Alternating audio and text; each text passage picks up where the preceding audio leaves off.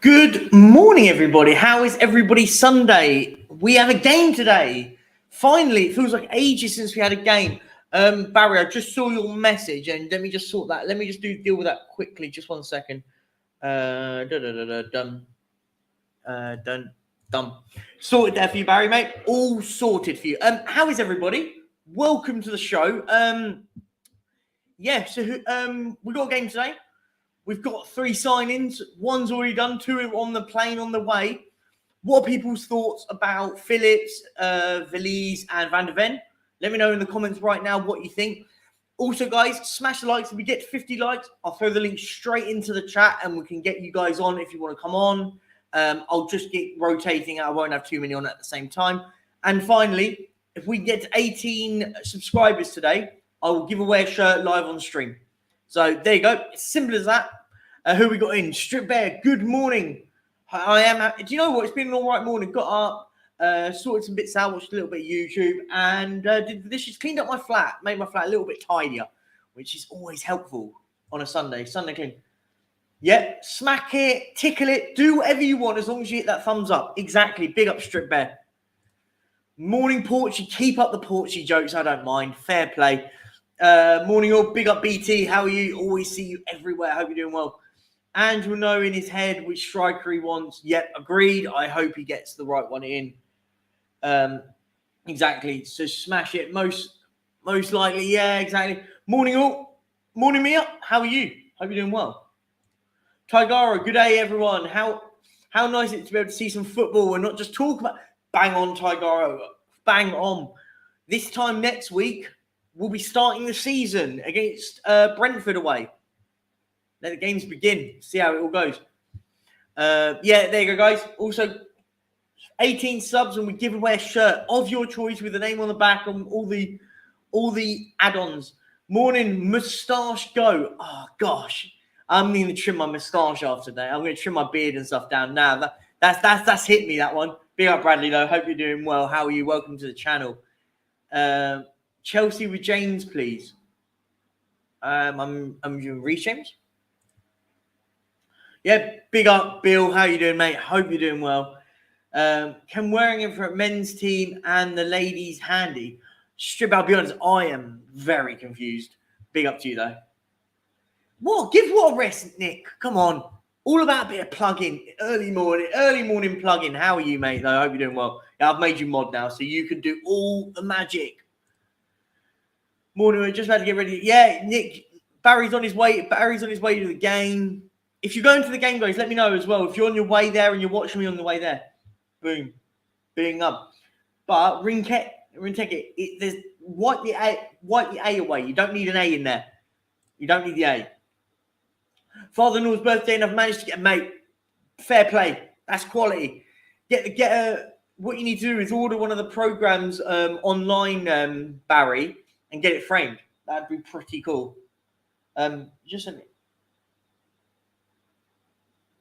Oh, brilliant. No, that's quality. That's so cool. Perchy, sit on Wally. I'm not going to swear because I'm trying to stay monetized today, which I was impressed that the video yesterday stayed monetized, which was absolutely incredible. I don't know what you mean, but yeah, big up to you, mate. 18 subs. Yeah. Squint between the lines. Yeah, sub to the mod, the main mod here, and yeah, go and sub to Mia, go on, everyone else out. Hope Levy finally makes his decision before the game today. Leaving Ange and the team in limbo, it's not helpful. Dan, I agree. I think I've always stood by this when it came to the Harry Kane situation. I always have stood by this, that for me, Daniel, what I want to see is just an understanding. Is it a yes? Is he going? Or no, he's not? Or just say, yes, we've accepted the bid, or no, we've not. Not leave it going on. It doesn't help. It doesn't help at all. Yeah. That's the shirt she wants, mate. Which one? Sorry, let me know. I must... Oh, one of the... Reece James. Okay, sorry, I get it. Chelsea James one, I get you. James Ward-Prowse Perchy. Are you saying I look like James Ward-Prowse? Or are you saying that we're linked with James Ward-Prowse? Bit of context, I'm not sure. I mean, I'd love James Ward-Prowse at Spurs. I think he's a great player. I'm one of those. Yeah, good morning, Balpinder. How are you doing, my friend? How are you doing? Hope you're doing well. Let's just keep an eye on the sub count. We are 17 away. One person. Thank you to the subscriber. Big up to you. Morning. It's match day. Big up, Sander, Mellingham. It is match day. We're going to talk all about Shakhtar Donetsk. Get me your questions in, just like over on the Twitch army. Juice Monkey, the leader of the Twitch army, the only member of the Twitch army. So if you want, guys, go up there and follow this Twitch account if you want to go over there. And if you have a Twitch account, we're trying to build that up as well. Question: I know people are getting excited about new signings for Spurs, but in reality, what's your expectation for the season? Young guys, little Prem experience, and Kane potentially going could get worse before it gets better. Juice, mate, me and you have spoken about this. Me and you have spoken about this time and time on and off stream, mate. And I've said I have no expectation this season. I just want a functioning team that starts playing better football. And you're right, it's going to get a bit worse to get better. But listen, I want the building blocks. Start seeing where we come. I think we can get there, but it's just all about building the blocks to get there. For me, that's my thoughts. But yeah, I think you're right about it. Unpopular opinion, I can't see Van de Ven playing against Brentford. It depends. If he signs on Monday and then maybe he gets in a pre-season game, if he gets in a pre-season game against Barcelona, possibly. 50. I think it's 50-50. I think it could go either way. How we watch the game. I believe it's on Spurs Play if you've got it. I don't know where else it's on, but I'll figure out how I'm going to watch it. I'll figure it out. Big up, Perchy. Do you need one more mod? Go on, Mike. I'll make you mod, and you're always in here, mate. Just as I say, with people that are mods, as I always say, guys, just don't ban people for having opinions. If people get disrespectful, just give them a warning. If they keep doing it, then ban them. But don't just when it becomes a bit too much. Listen, I love different opinions in the chats. It's part of the fun of this. And obviously, if people want to be teasing the chat, yeah. And guys, 15 more likes. Come on, 15 more likes. Link goes into the chat. Love football for the emotion and the immense highs and the painful lows that complicates the football. Just rock. Striphead, do you know what? Bang on.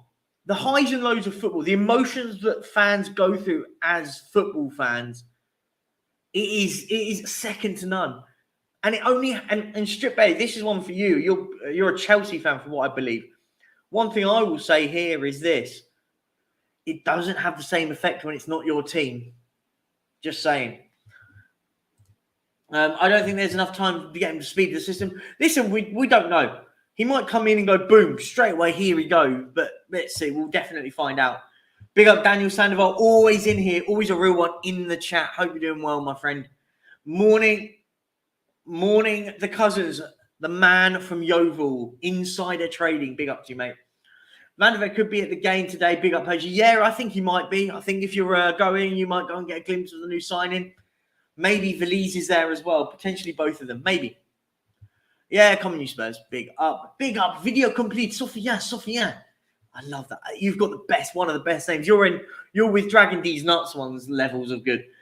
Let's give Ashley Phillips a chance today. I would play him over Dyer. I'd like to see Ashley Phillips on the bench today. If he's at least on the bench, I'd like to just see him get him a run out today. Would be nice. Stinging out. James Ward has been linked with us again. Listen, I'm all for if we get James Ward-Prowse. I would be all for it. I think he's a good player. I don't think he's one of those that is electrically and amazing, but he adds good depth. I think I'm probably in the minority with wanting James Ward-Prowse. I would take him in personally. It depends what the price is. I think the price is the key one. If it's north of 50, then no. If it's about 30 to 35 million pounds, I can't see why not. That's my thoughts. Can you see us scooping Laporte? No, but we could if we're the only ones involved. If we're the only ones in there, then yeah, why not? Big up Perch, big up Kate, Be up, Kate. How have you been? Hope you're feeling well. I know you had COVID, so I hope you're feeling better. Hope you're feeling better. Guys, 17 more subscribers, and I'll give away a Spurs shirt of your choice. Come on. Hope you feel. Yeah, exactly. Yeah, I know you weren't feeling very well. He's been. Yeah, listen, I'll take James Ward-Prowse. I like him. I think he's a good player. I don't think he's amazing, but I think he'd fit our system quite well. I think he'd work quite well for us. He's a worker, isn't he? He's a hard worker, and I think that is a key part of getting somebody in, is someone that works hard. Would be hard, Brad. Yeah, I think, you're talking about Laporte. I don't see it. I think it takes one big club to get involved. Chelsea, Liverpool. It'd work well at Liverpool, wouldn't he? Next to Van Dijk. That'd be a good partnership. They probably won't go for him, but you know what I mean? A PSG sort of player, team, someone will go for him, surely. Perchy Lloris. What do you mean? Oh, you think I look... I don't know why people say I look like Hugo Lloris. I don't know if it's a compliment or a negative. I think it's a compliment. Hugo Lloris is a good-looking chap. I don't think I look anything like Hugo Lloris, but I don't get where that comes from. I'm not going to lie to you, man. I love you, Perch. Big up, man. What a guy. Big up. Big up on match day, I'm assuming. Are we saying goodbye to Hugo today? Hopefully. I kind of want Hugo Lloris to play just so we can get rid of it, and get rid of him at half time and go, boom, you're done. See you later. I think you could be right. Kane, did Jin end up in the... Whoa, random. I hope Harry doesn't play. DJ, he will play. I think if he doesn't play, the questions are going to speculate even more if he doesn't. Ewok. Angela, okay. I'm not sure you've got a chance. Are we not playing in Europe? I want all out in cups. This. None of this second string, B squad, cover squad, speculation or whatever crap you want to call it. For me, I want us to be going all out in all competitions. Agreed. Bang on, Balpinder. Ange is a fantastic coach to bring in youngsters. Have patience. This. On the, when you go nail on head, nail on the money. You never know. You get a rads, but yeah. Question: is Gift Orban worth signing on FM23? Yes, Juicy. Get him in on your FM team. I know we talk FM all the time, me and you.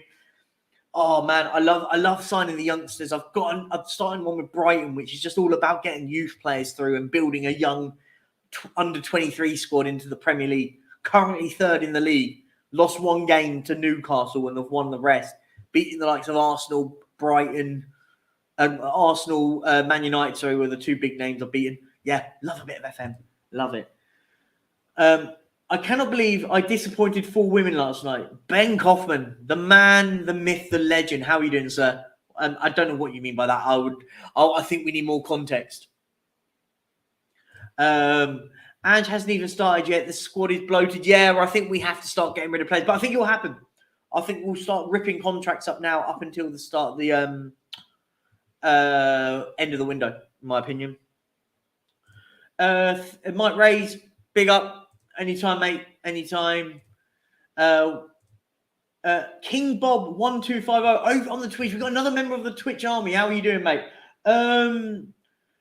Do you play FIFA or FM? I used to play a bit of FIFA, but I'm rubbish and it gets so boring playing it. I play a lot of FM though. I do like Football Manager. I think it's more calming. I can sit at my computer and watch a bit of YouTube whilst playing it. Yeah. No, I play a lot. I do like FM. FIFA, not so much now. Do a Chelsea and get rid of them all. Yeah, that's what we should be doing. Do what Chelsea do. Follow what big teams do. Let's see what we got. Hey, mate. Longley Davis, like for like. Who's the better backup? I don't want us to sign Longley, so Ben Davis. Question, Perchy. When are you going to start evening streams? There will be stuff coming soon, Mike. I'm working out my schedule coming soon. So we'll be doing something with an Arsenal fan next week on Tuesday. If you know TJ Warren TV, really nice guy. He's always involved in YouTube when it comes to Spurs and Arsenal. So me and him are going to be doing a weekly show on a Tuesday about, I want to say 6 p.m. UK. Every Tuesday we'll be putting out a live stream on that. And it will be kind of like a Spurs-Arsenal kind of rival talk. I'm working at the moment and getting a few people behind the scenes on to 1 second. Sorry, I'll answer just. Okay, 1 second, and yeah, and I'll be doing. There's a few other things that I want to do. So yeah, we will be doing more evening streams, but more. It will be more context based. So it will be we're doing it because we're doing a season, a weekend catch up, weekend roundup sort of thing, or a Spurs versus Arsenal debate, or and a few other bits that I want to get involved with, match reactions and stuff like that. So we'll be doing all that sort of stuff in the evenings, definitely. So yeah, make sure everyone's subscribing, guys. There'll be a lot coming on. All the stuff in the background's been done.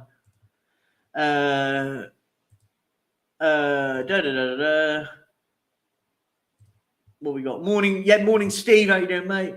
Top 10 and good football will do me. Yeah, Tony, I think we just want to build. For me, it's all about building. I think. I need to send. I'm gonna have to send it because I tell you what, I'm sending Alan wants the link, so I just want to send him the link, but because I asked him to come on earlier. But the problem I have at the moment is Twitter stops your DM count, and you end up can't messaging for a day. So I apologise to Alan. So you might have to sort that out. Let me have a look. How rich are we with the outgoings and the tearing up of contracts in reality? I think what we're doing, DJ, and this is me being ultimate optimist, is that we're waiting to try and sell as many as we can, and then on the 1st of September. So that's what I think. I could be completely wrong. And yeah, I could be completely wrong, but I don't know. Yeah, with the big up Perchy, it's match day. Exactly, Darius, mate. Is it Darius or Darius? I'm gonna go Darius. I'm assuming. Guys, also, I just forgot Darius. Darius always reminds me because I always see me because he's got a very specific name in the sense that I always remember his name. He's got such a great name, and he's in my fantasy team. And I will put the link in, guys. There's going to be a £60 gift card win. If you want to, for Amazon gift card, it's just a bit of fun. It is just a bit of fun. So if you want to join my fantasy league, jump in and we can do all that fun stuff. I'm going to quickly grab the link. If you want to join, you're all welcome. And I said if we can get another, 14, I think it was like 10 or 14 members to the channel, I will double it. And screw it. It was going to be 30. I'll double it now. I'll put it to 100 if we can get a £100 gift card. If we get 14 more subscriptions to the membership club. So let me just pin that. It's pinned in the comments. Just click on that link. Add you straight in. Let me go and have a look quickly. Why not? Whilst we're here, let's have a quick look and see who we've got in there. We've got quite a lot of people. Yeah, so you've got Barry's in there. Elias has joined. Ryan, Glenn, Jackie Rinketic, Daniel Taylor, Rob Belcher. There's loads and loads of you in here. Richard Sava, yes. Richard Sava's joined. He has. We will be beating him. KPV's in there, the hottest Spur. Few Nathan Minas, Byron Shaw. Reading letters. Alex Kiriaku's in here. I know he's the other deluded Kiriaku. They're all deluded, as we all say. Yeah, so guys, jump into that if you want to get involved, of course. I'm just sent Alan the link. Let's see if he wants to come on. Okay. He could play as a 6. As Ward-Prowse, I wouldn't see him as a 6, Balpinder. I would see him more as an 8. But what you could have, what would work is a midfield, is Basuma as your 6, and then having James Ward-Prowse and James Maddison as your 3. Look who it is. It's time added on. He's here with his beautiful mustard wall. How are you doing, sir? It's an amazing mustard wall. That will be changing for my show, by the way, because enough people liked my stream yesterday to get different. I think we should do something. Well, if we get a big enough donation that you have to get you painting that wall to another color. I think that's the rule. I think if someone donates 50 quid to your streams, then you have to actively change the colour of it. So like I've told people, that wall is going down in about a month. Oh yes, oh yeah. I think you've told me this. The wall is actually going. Yeah, so it's going to be like open plan. So and then we can paint and decorate. So people just need to calm down. But enough people like yesterday. Oh. It's become a thing of legend. This mustard wall. It has. R.I.P. to the YouTube the member of it that is called Alan's Mustard Wall. The R.I.P. on that chat. Well, what's it going to be? It's going to be Alan's open plan living room. Pretty much, yeah. We have to come up with something more catchy, but yeah, people calling me Jan, but some innocents are coming. Yeah. Like, say, I've been called Hugo Lloris and you've been called Jan Vertonghen. I don't see it. I see it probably for your hair, but that's really it. So I've been called Jan Vertonghen, and more recently, which I'm not as thrilled about, is Lo Celso. So I'm like, no, I won't have that one. But yeah. Yeah. I don't know where the Hugo Lloris look come from. I don't know where everyone calls me that. I don't get it. I think it's the. Is it sort of the beard and the sort of I don't know. I get called everything. I've called Ice Gem the other day because I've got a haircut. I was like, come on, give me a break. Let the sides grow out a little bit more. Come on. I blame my barber. I don't blame him. There's a different guy that done my hair this time, and he went really quickly and went really short. But yeah. Anyway, enough about our appearance and how we look, mate. We've got a game today. We've got a game at White Hart Lane today. Yes, White Hart Lane. What are your thoughts? What do you want to see happen? I know my thoughts. I'll put my sort of ideas onto it after. But let me know what your thoughts are. First of all, I would like to give a strike against Tyree Bennett for saying I look like Darren Anderson. How dare he? How dare he? No, I do not look like Darren Anderson. Tyree, listen. Alan's spoken. You might be in a timeout. You're one warning on that one. Nah, joking, Tyree. You're a top guy. You're a really nice. It's still good. It's still good. Yeah, no. Look, I'm looking forward to it. It's although the pre-season has been disastrous, and that's why people will say that it's not actually not been that bad, but it has been disastrous. We now get a game at home for Ange to experience sort of what the atmosphere will be like for a game day, because people will be buzzing to see, like, obviously because he's a new manager, first time seeing the team in the new stadium, the new signings, new signings in it live rather, because people haven't been able to travel across. Potentially new signings being revealed at half time or during the game, like after the game or something like that, on the pitch. So all these positives, I think it'll be a good atmosphere there. As long as we see the same thing we've seen when we were out there, good positive attacking play, passing, moving, playing on the front foot, playing high press, high octane football, keeping teams penned in, then I think it will do us good going forwards for the start of the season, although things won't be settled because you're still bringing in, people late. So it's still going to have to integrate them into the team at the start of the season. But overall, I think it'll be a positive display. If it's not, then I'll be on my stream just after the game. Yeah. But I think it'll be fine. I think we'll play well. How do you think you want to do it? For me, how I want us to work is in the sense of we play 90 minutes today, and then a different team plays 90 minutes against Barcelona. So whichever way it is, if you want it to be squad A and squad B, however you do it, if you want to mix it between players that you want in your first team, or would you have it, if he knows his team he wants, play them in this game and then play another one against Barcelona? For me, that's how I think we should do it, because I think if you start playing 45 minutes each again, it must be better to get 90 minutes in one game out of a bunch of players. Not obviously subs will happen, of course, but do you see my point? I do, but I would go at things a little bit differently. We're 2 games away from the start of the season. We really haven't had much of a pre-season. So what I would do is if I was Ange, and what I would want to see is the starting lineup, or as close to the starting lineup as he can get to play today, but play at the intensity you would in a Premier League game, and then make the changes when you would, or alternate like we have seen, so that players get used to, this is how intense we're going to be. These are the amount of transfer or subs we're going to see during a game, or if we don't perform, he's going to haul us off. I want them to get into the mindset now ahead of the season. So with Barcelona, I picked the same starting team again, and do the same thing, just so people get used to what Ange is looking for in an actual in-game, in a competitive game during the season. Because I think if you do like a 90 minutes and people get to know they're there for a game, they might not put as much effort in and all that. I think you need to be doing what you'll be doing in the start of the season now. That's what I would like to see.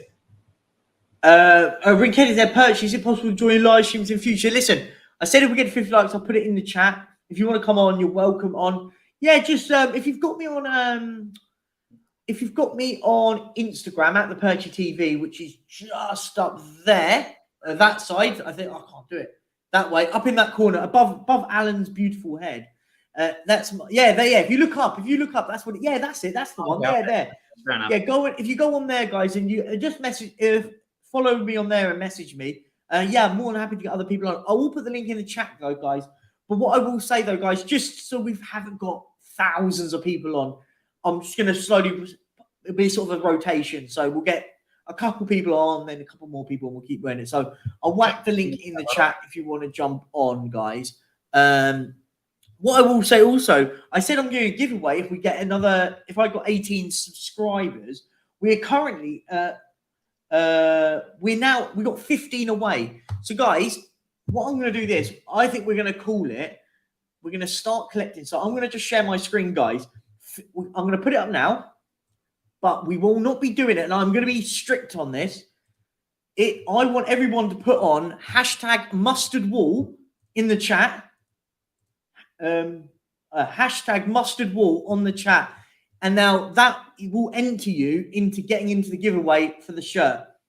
But we need 15 more subscribers. That's as fair as I can do it. So #mustardwall gets you there, like Alan is showing off. Become a thing of legend, the wall. It is legendary. I don't think you can get rid of it. I don't think that's fair. I think you keep it now. I think, what you should do is when you do knock it down, but keep a square and have it framed. Yeah, that would be I think that's what you should do. Question from Juice Monkey. I'm going to ask you this one, though. Will you ever see a real star or on the show Susie P on the stream? I've asked Susie to come onto the stream when we get to 2,000.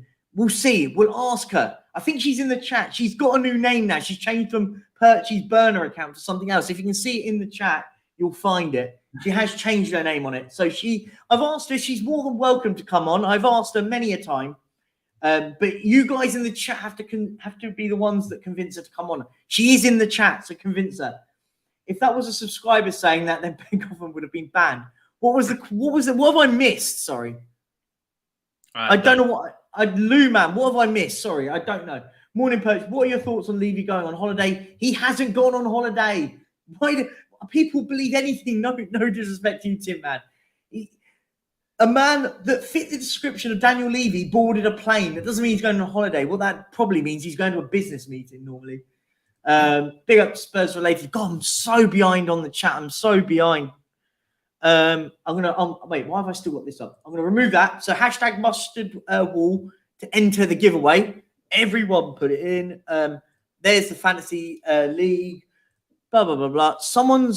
I keep seeing stuff and there's so many people. I'm missing so much. Okay. Screw it. I'm so behind in the chat. I apologize. We're only getting to good morning alls and Mustardwall, morning Alan. Yeah, I'm only getting to the morning Allens now. I'm so far behind. Let me try and catch up with you. See what we got. I've supported us in the 70s. We've always been classed as a cup team. Screw the league, win some cups. I agree. Let's go and start winning some trophies. Let's get that monkey off the back. Big up Danny Kiriakou. Do you want to come on? The man with the great bun. Do. Danny Kiriakou. I think Danny Kiriakou. Do you remember Danny Osvaldo, who played at Southampton for like a season? Mm. But he had that massive man bun. That's what I think Danny looks like that. Oh, yeah. Hold on. Sorry. I forgot about it. Because I saw you say, come on, I watched. I was like, send me the link. And you didn't. So I saw it. And you said that you would have James Ward-Prowse. So you think he's a great player? Yeah. I think. Hang on. No, hang on. I didn't say he was a great player. What I said is, I think he would fit us right now. But for me, Alan, it's all about the the way we do it, in my opinion. For example, if we go and spend £60 million on him, I'm going, no, it's crazy. If we spend 30, I'll go, do you know what? It's not a bad signing. It's all about the balance. Like, there's better options, but there's available. I like him. I know I'm one of these that will be sat on the wrong side of it because I believe most people don't like James, wouldn't have him in. I think he's a good player. Welcome, Elias. Welcome, Adrian. How you doing, lads? Fine, thank you. Doing good, doing good. How are you doing, bro?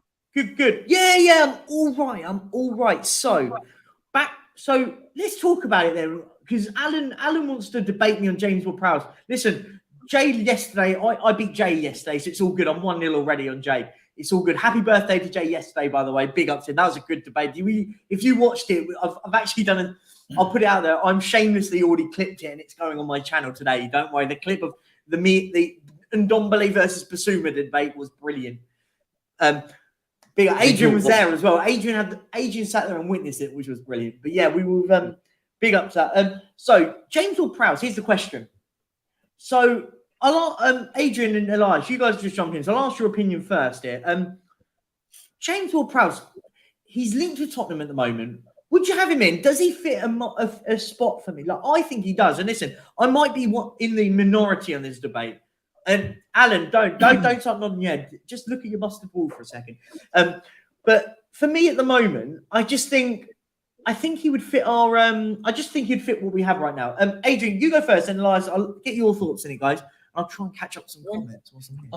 What I always like to do when to think about bringing a player in is like, what does he offer us? What does he offer us? Does he offer us more than what we've got? And I don't believe James Prowse does. I think that good player that he is, we've got good people on set pieces. Porro takes a wicked free kick. It's one thing he's good at. Son does. Madison can as well, to be fair. You know, so and when you hear about James Ward-Prowse, I mean, I'll be honest, I've watched him when he's played against us and things like that. But you only ever hear about him when he scores a free kick. You know what I mean? I mean, like, I don't hear much about him. I mean, I don't look. He's a better than average player.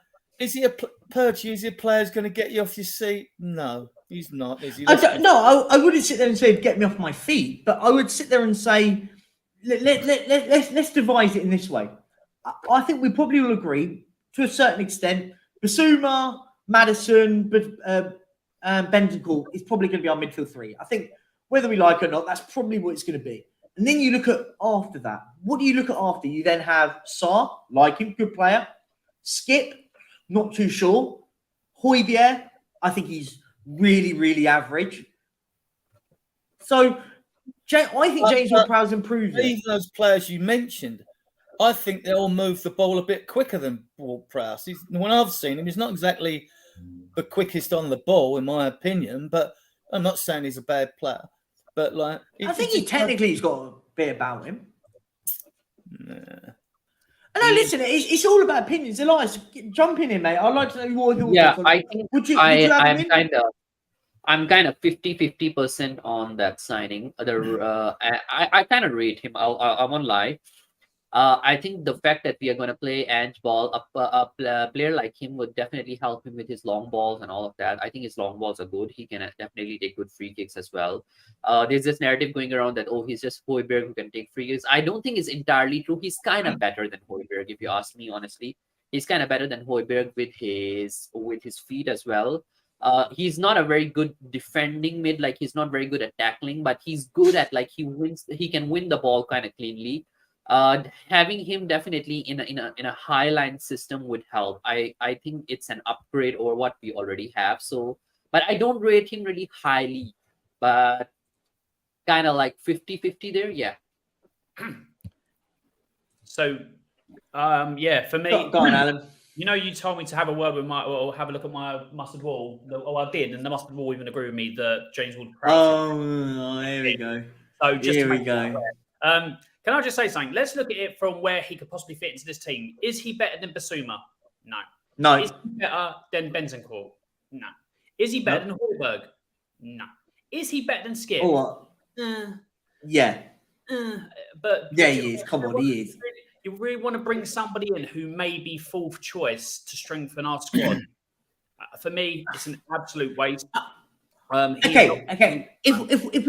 So here's a question then: if we got him for 20 million quid, would you have him? No. Okay. My next question then be: who would you get in for 20, 30 million pound? I'd Give or go take. for an option. I'd go for Amrabat. I'd go for Ibrahim. Amrabat's on his way elsewhere. He's not coming. Amrabat's And he's on his way elsewhere. He's not coming. I don't. He ain't coming to Spurs. Unless we sell Højbjerg, then we need to look at that area, and we would have more money to spend on a better player than James Ward-Prowse. I'm sorry, I wouldn't pay for James Ward-Prowse with a Kit Kat or a Curly Wurly or a pack of Freddos or anything like that. I wouldn't even pay that for him. He's not going to improve Spurs. He does all right for Southampton, but like Adrian hit the nail on the head. When do you hear about him if he doesn't score a free kick? I don't know. Mate, listen, this is the argument. You might actually sway me. I'm always going to be one of those. I'm not against it. I'm not against it if he comes in. I agree with you in the sense I wouldn't be jumping up and down going crazy if we signed him. Like I'm not fussed either way. I just think actually you could probably do a bit better than what we have in the sort of squad player roles. I want another centre back. We've got enough midfielders. Unless someone exceptionally comes along that Andrew's got his eye on, I'd want another centre back. I'd love Perchy. I'd love him. Go and watch his video. I mean, He's so proactive. He comes in, he jumps in front of the goalkeeper before the goalkeeper's got a chance to come out and head the balls away. I'm greedy. I think it's been a very good transfer with him. I'd give it a 7. I mean, but I'd like Perchy. Obviously, I'd take Bremer. Obviously, he's available for the money. But we'll see what happens. I doubt we're getting Bremer. I'd be amazed. Well, Bremer only cost 40 million euros to Juve. It was only 34 million. I'd give 40 million for him. You know, so but you've got to bear in mind that other clubs wanting him. So yeah, I want or Tapsoba or Adarabioyo. I want one of them 4 in. I agree. If for example, I would prefer us to get a centre half in over anything else. I think another centre half is important. I just think at the moment when you've got like things like this from Zakir, big up to you, mate. Laporte will be so good for us. Yeah, but we're going to be so far down on that list. The only way we get a Laporte in is if we're the only club that want him. I can't see us getting him. I think it's a fallacy and people are dreaming if they think that we're getting him. I think people are dreaming. On that note, one caveat to that is the fact that if Laporte goes abroad, he's on big wages, and the foreign clubs, unless it's a Galactico club, he's only on. They don't pay the wages that the Premier League pays. He's only on 140 grand a week. Like I mean, I say only, but I say only, but you know, in comparison, he's not on 300 grand a week, which probably nullifies the majority of it. Yeah, Neil Gunner's got a great point here, by the way, because I like this one. Why have we let Calvin Bassey go to Fulham? I think this lad's a great player. He would have been perfect fit for us. Really good player. Came at Rangers, went at Ajax, looked a tiny player. 20 million quid's nothing, really. I agree. So, where are we? We're playing later today. Shakhtar Donetsk. As I mentioned to Alan a moment ago, guys, you guys have jumped on. Let me know your thoughts on what you want to see today. Elias, jump in first, mate. What do you want to see today? I would be happy actually to see. I think I would love to see some more goals rather than just and one thing that would really impress me, I think, would be a clean sheet. I would love to see some form of gelling between the centre backs. At least it shows me, and I would love to see some form of a variety in the choices that we have been making for the centre backs, because clearly Romero and was it Davis that we started last time? Romero and Davis, that's sort of not. Yeah, there's Romero and Davis. Yeah. So I would love to see something else there. The other one I think I'd like to see is maybe a little bit of changes in the midfield. Try a different combination from what we tried, because lately I noticed that the kind of combos that we have been trying, they're kind of like similar. The same midfield goes with a similar sort of a front line. So I'd like to see some form of changes and see how that works out for us as an experiment. And that would kind of like give you a bigger picture, like which players are gelling with which players and whether it's an improvement or all that or not. I think that would be great. I will be I would love to see whether Kane starts tonight or not. I think you might discuss that a bit later. But yeah, that would be interesting. We can go over it quickly now if you want. I think Kane has to start, or it starts the rumour mill will go mad if he doesn't start. Alan, like, what are your thoughts on Harry Kane's situation? If Harry Kane starts, if Harry Kane isn't featured in the team, all speculation begins, doesn't it? No. Well, it does. But here's the thing: if he starts, then he's staying. If he's not staying, I don't want him in that team. Simple as. This whole, like, if he is going, then he doesn't see the pitch at all. People go, "We'll give him a farewell." No, we need to think about Spurs and agreed. I agree with you. Yeah, if he is going, or we're going to accept the bid, he doesn't get near that pitch, and it's not like me saying being horrible about Harry Kane. It's that I'm putting Spurs ahead of him. If he's staying, if he plays today, he's staying. If he's not staying, I'm going to be absolutely annoyed that we're allowing somebody to interfere with the way the team's going to be set out and stuff like that because it's Harry Kane giving one farewell match. No, we need to get rid of this sentiment. Like, we need to focus on Kane. Yeah, he's done everything for us for the seasons before, and we'll thank him on that. But yeah, if Kane is going, he should not be playing on that pitch today. Simple as. Yeah, no, but that's all depending if the bid's accepted, right? Forward. I don't think it's that straightforward right now. You have one manager who has a choice. Like, I don't think that decision has already been made. If Kane is going, maybe he himself wants to go, but Ange wants him to stay. Levy hasn't worked out the deal with him yet. So it's all depending if the bid's accepted, right? With respect, that it's been going on that long and so much has happened. There's a decision being made whether we're accepting or not. There has got to be a decision by that. If not, then our owners are incompetent. That they are getting this far in without a known plan to back up, or keeping Kane with an addition to add to strength to the front line to cement, like, should Harry Kane go in this up? There's got to be a plan or a contingency. If not, then our owners are incompetent. But yeah, for me, there's already a decision somewhere as to what is going on with Harry Kane. So if he plays today, Big Sam, I can see that comment about much. I'm pretty sure you can come on and dispel the theory. But yeah, Waffle added on. Yeah, apparently, yeah. Normally I talk sense, but Waffle, I'm more than happy for you to come on and tell me what I'm. I believe that Kane deserves to be given at least a half in this game. I think it will be a game where lots of players will be given a half. If Kane's given a full game, that would send a subliminal message, wouldn't it? I mean, the strange thing about Levy going off to Miami, right, to meet Joe Lewis, and we all know Joe Lewis is under suspicion of breaking financial rules, allegedly, but if he was going to a face-to-face, I can understand that, because those out in the legal system, without going, falling down a rabbit hole like Alice in Wonderland, they might want to talk face-to-face rather than use Zoom or anything like that, just in case, the American authorities are eavesdropping on all his conversations and stuff, which is what usually happens once you're under suspicion of committing crimes, isn't it? So, there's that. What I want to see during a game, though, I want to see a bit more of Solomon. I'd like to see Sarr. I want to see Sarr. And I'd like to see Alfie Devine as well. Who else? We got Udogie, obviously. It's the new guys and all that. I want to see him given a bit of time. I'll be watching him. I'll be interested in... You mean Ashley Phillips? I'll be interested in the starting 11, and I should be looking at that subs bench. And you might use all the subs anyway, and they might be using completely different teams second half. So I want to see us play on the front foot. I just want to get an idea of how his fullbacks are going to play in his system. And I just want to see how it works with them tucking in and the midfielders going forward. And what I'll be looking for as well, I'll be looking for lots of stuff. And I'm going anyway, but I haven't got to leave my house till 1 o'clock. So, I'll be looking at an overall picture. So I'll be coming back and giving people a views of the atmosphere in the ground and stuff like that.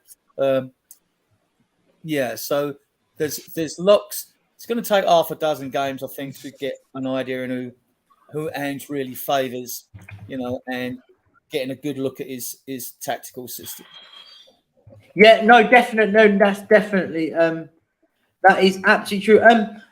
I'll just put one thing. Yeah. So my question, I can't. I'm terrible at multitasking, by the way.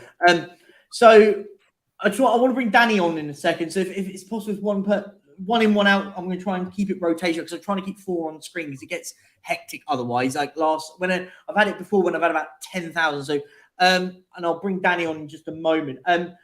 Guys, are we winning today? It's not important. Is it? It's not Agreed. important. It's not important. I mean, it's more important is that we come away feeling content with what we've seen, and we've got an idea of how we're going to progress. I mean, and if it's front foot football, it'll be a breath of fresh air to all those in attendance. Yeah, agreed. Elias, what are you thinking? I think for me, we should be aiming for a win. Given that now we need to get a bit of a match form in as well.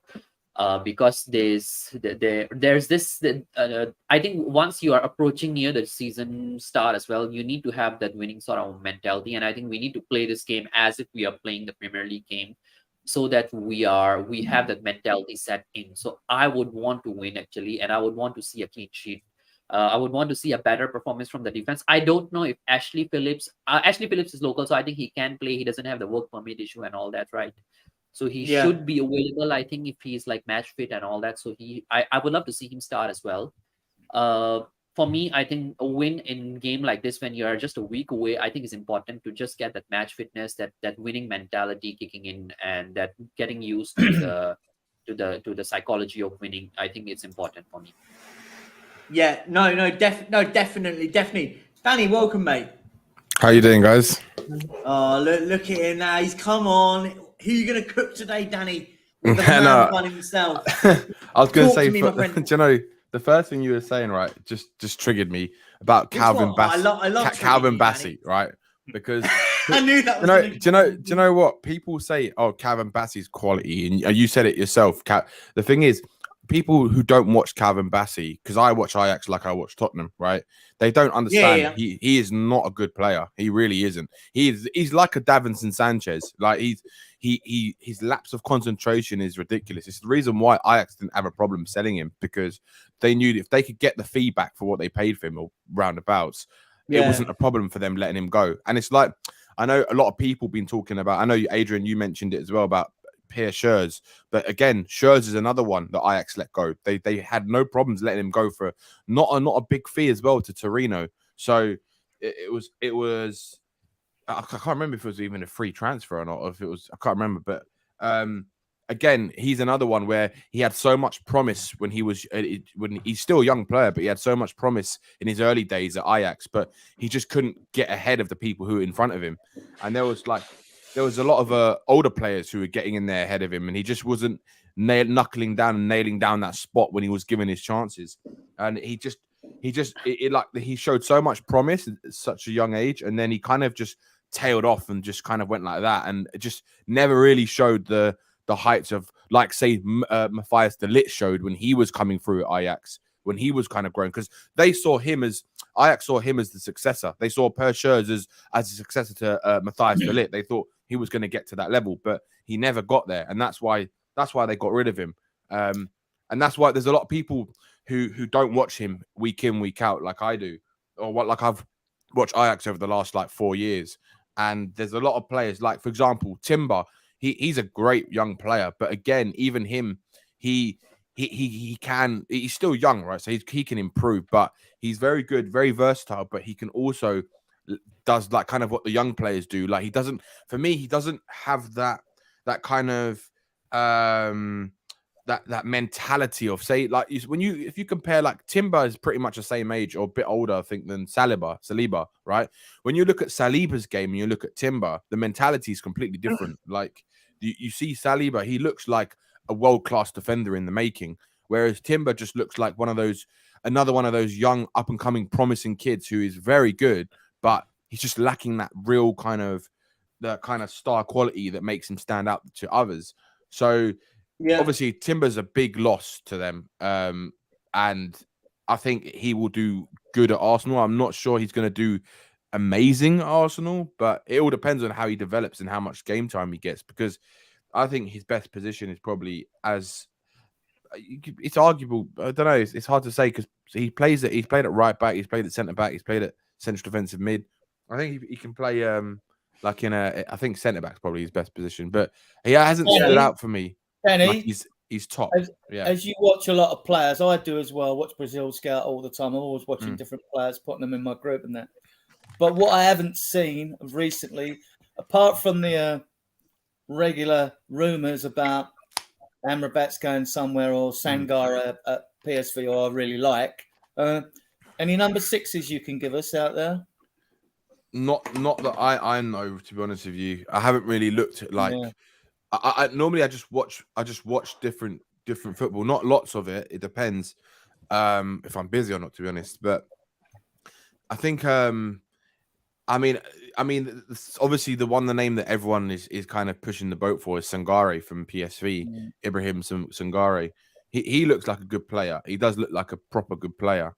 And I think the reason why people were probably saying his name more than others is because he's played in a similar type of system or similar type of football to the way Postecoglou wants to play. If you look at Arne Slot's football last season, it was phenomenal. It was brilliant, right? And him being a very physical type of player, but also technically very good, I think that's why there's a lot of people coming up with his name in their mouths to say that he's the guy that we should go for, because he kind of ticks the boxes for what maybe you could say a Postecoglou or an Arne Slot looks for in a midfielder, who's someone who's technically good, strong, he's big. But Danny, don't you think he's like similar to what he's a similar type of midfielder to what Bissouma is, because he drops in deep quite a bit, I think. No, but Sangare is defensive. Bissouma's not a defensive-minded player. This is the thing, right? Like people. No, I'm talking about the position, not so much of their. No, I know, but I know, but in the I'm talking about like what his ability is like. So like Sangare is like predominantly a defensive midfielder, so that's his role. His role is to be that combat midfielder, right? The guy who's going to break up play, the guy who's going to be the third man for the centre backs, the guy's going to drop in like Bissouma's not that type of player, and he's not like a number 6, right? He is more like a number 8, hence why he was given the number 8 shirt, right? And I know Andrew said that he can play in many different roles, but I think Andrew's soon going to find out that Bissouma's not a number 6, right? He's just not out there. He's not a number 6. He people say he's got the. From what I was actually thinking about this last night. Actually, I know Andrew said he can play in multiple positions and all this kind of stuff, but when you actually watch Bissouma play, right? He's not that kind of. He's got stamina, but he's not that guy who's going to make those runs like for 90 minutes, constantly up and down, up and down, up and down, making those defensive tackles. He's the guy who will sit there. If you actually look at him, he's not like a. If you compare him to like number 6s we've had in the past, like Wanyama, for example, he's nowhere near like a Wanyama in terms of like how much he wants to win the ball back. He's just not that type of player. He's more that player who's going to beat a man. He's going to drop his shoulder, beat a man, do a few dribbles, break up play a little bit, but he's going to sort of push the ball forward. That's kind of what he's about. I just think we need someone else in that midfield. Like you could probably, I probably personally think that maybe even Højbjerg can do a better defensive job than Bissouma can, in my honest opinion. Well, and that's saying something. My idea, Danny, is like if we got a quality centre back in, I'd play Romero as the number 6 because he's got good vision. He intercepts, less chance of him giving away a penalty. He's not the greatest in the air. He reads the game well, intercepts.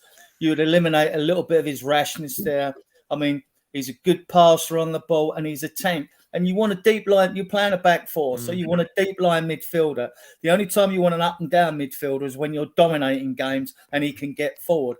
Romero would be perfect. Would it happen? I've been saying it for months. It would be unlikely because I've been saying the reason everybody's been shooting it down. Oh, we haven't got no centre backs, which is a fair comment. But if we get another one in there, I think he would be the monster that would terrify people coming at him, right? And I just think he'd be very good there. He could do the job. Will it happen? Probably not. But I mean, it's just my thought. I think there's a lot of people who've debated this, Adrian, about Romero moving into that role. I think it could be an interesting kind of like an interesting thing to see whether he could do it or not. Experiment. Yeah, definitely. Maybe Ange Postecoglou might do it at some point. I don't think he will right now because I think like even though as rash as he is, because I do agree with Sav on what people say about Romero. He's not this world-class player that everyone makes him out to be. He's a good player, but he's got a lot to learn still, and he's still very, very rash. He needs to be He's level-headed. very young as well. Yeah, he's still young. He still can learn, but he needs to take that rashness out of his game to an extent, like because I think that kind of what makes him the player he is. But he does need to kind of time his tackles a bit better, and show a little bit more of what he showed in the first season when he was with us. And if he does that, then he's still the best centre back at the club at the moment, which is probably why he won't be used in that role just yet. Because if you move Romero there, then your only option is right now is Eric Dyer. It's like. Or unless he uses Emerson Royale as the right centre back. But well, apparently he likes Tanganga. That's what I've heard, but I don't know if Tanganga. I'll tell you this right for a fact, right? The club don't like Tanganga. The club want Tanganga gone. I think he's going as well. The reason why the club have wanted him gone for over a year now, and the reason why is because they had a lot of hopes for Tanganga, but the problem with Tanganga is he keeps getting these reoccurring knee issues, right? And he's so young and he keeps getting injured so easily.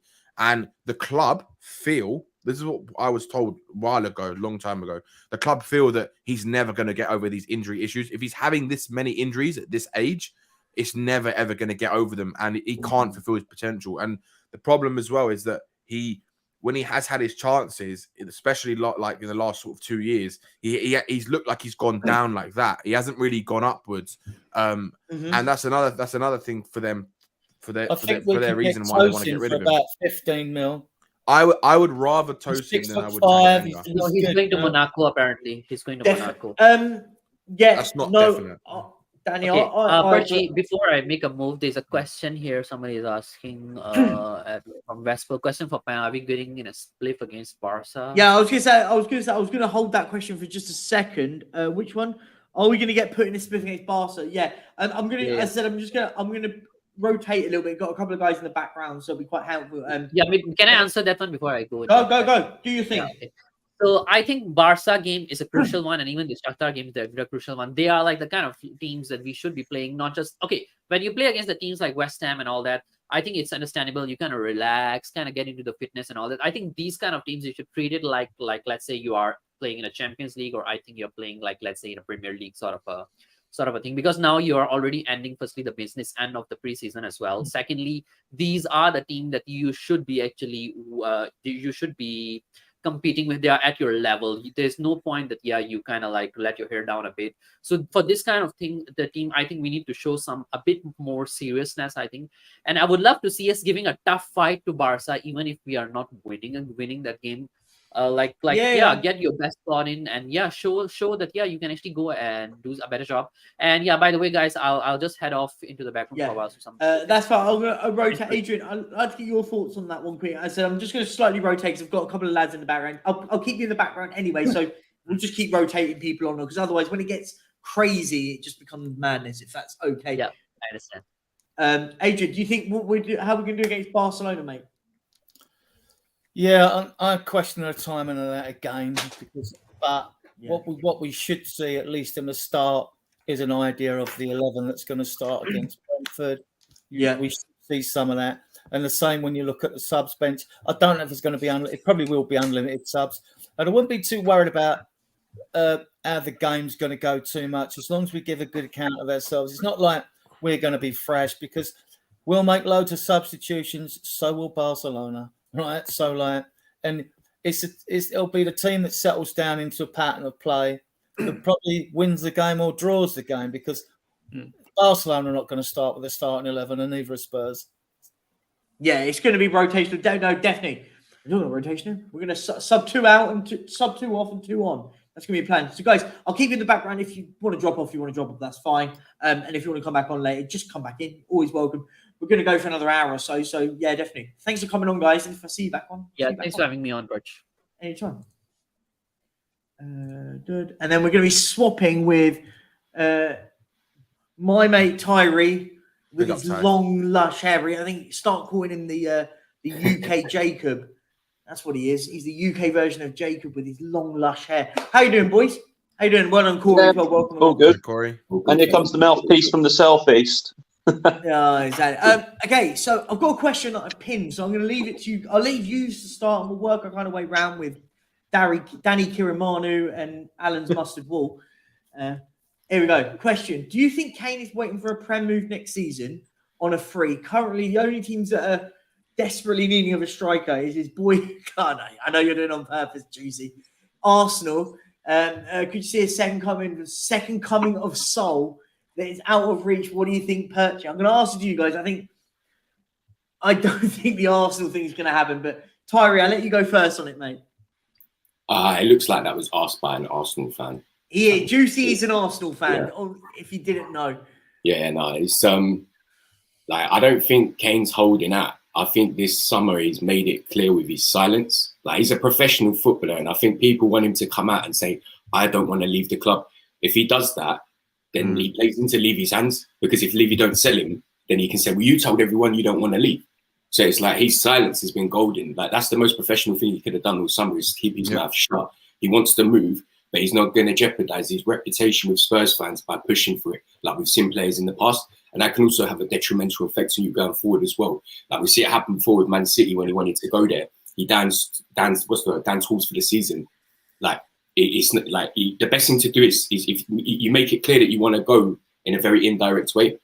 I don't know, like when it comes to next season, like will he want to go back and work with Poch again? He's already done that. So I don't know, he might be thinking I've already done that. I know that Pochettino's a good manager in that, but he showed that he's still got a lot to learn how to get it over the line. Would he go to Liverpool? I don't think he necessarily suits Liverpool's style.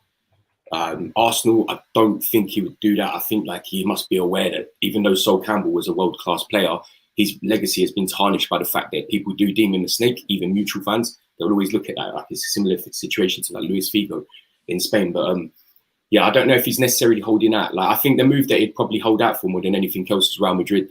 Like that, if it can't be Bayern Munich this summer, then maybe Real Madrid next summer.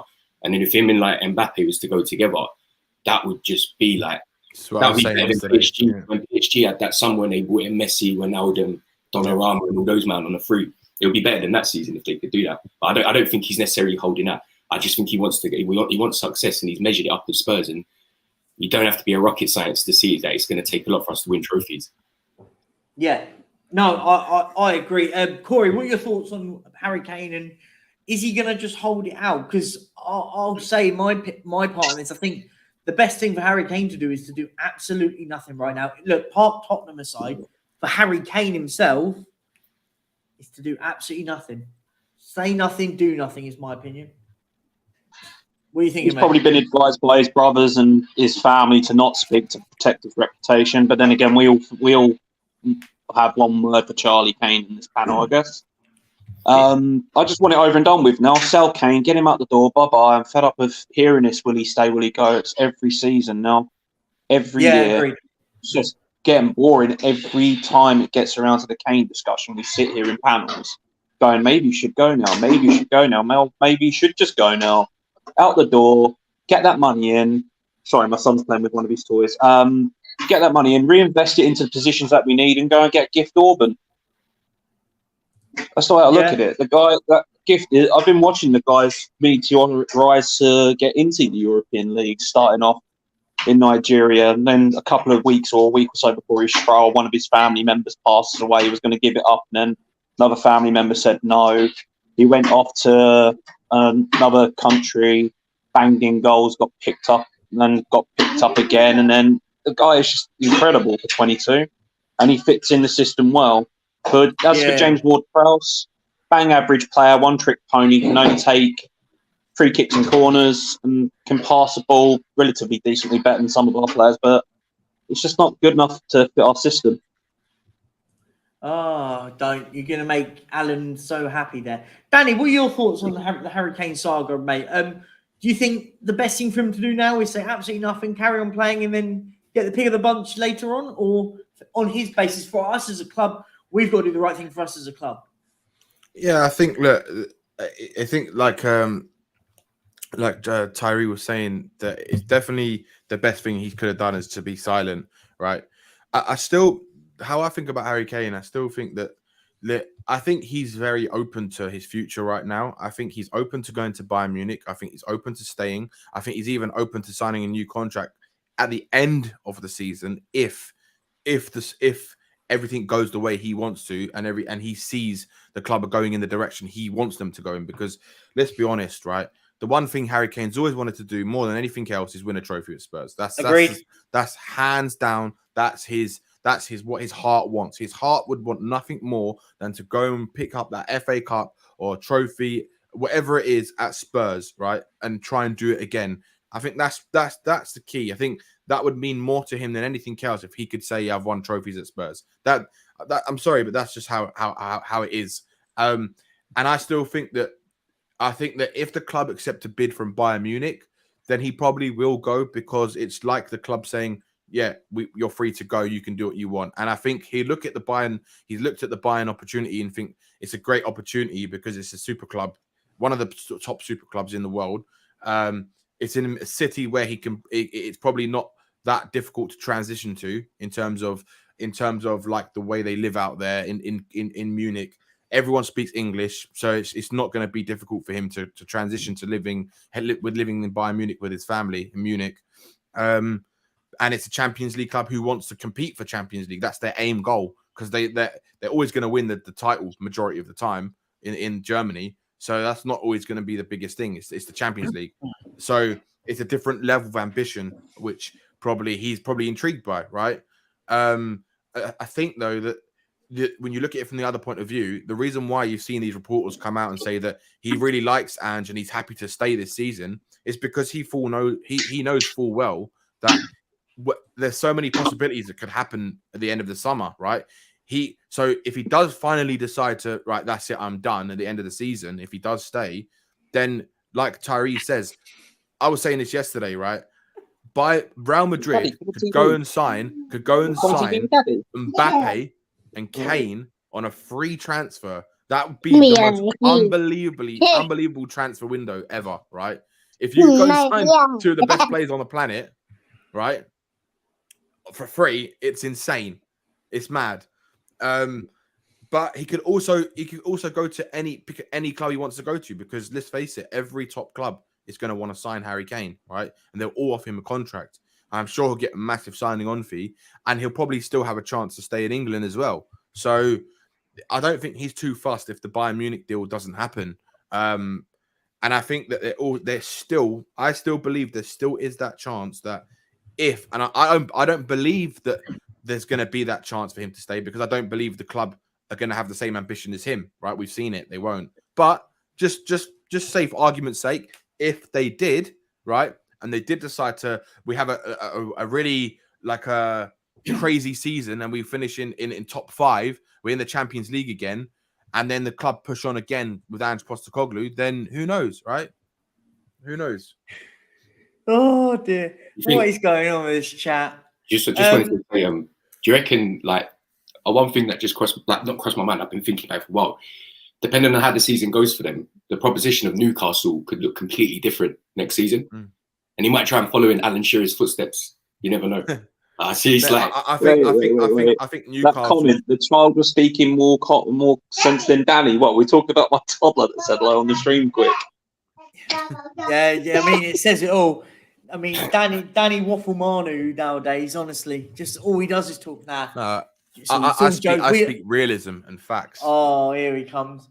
Just hurls abuse. I might have to get Paddy on and see if he's around.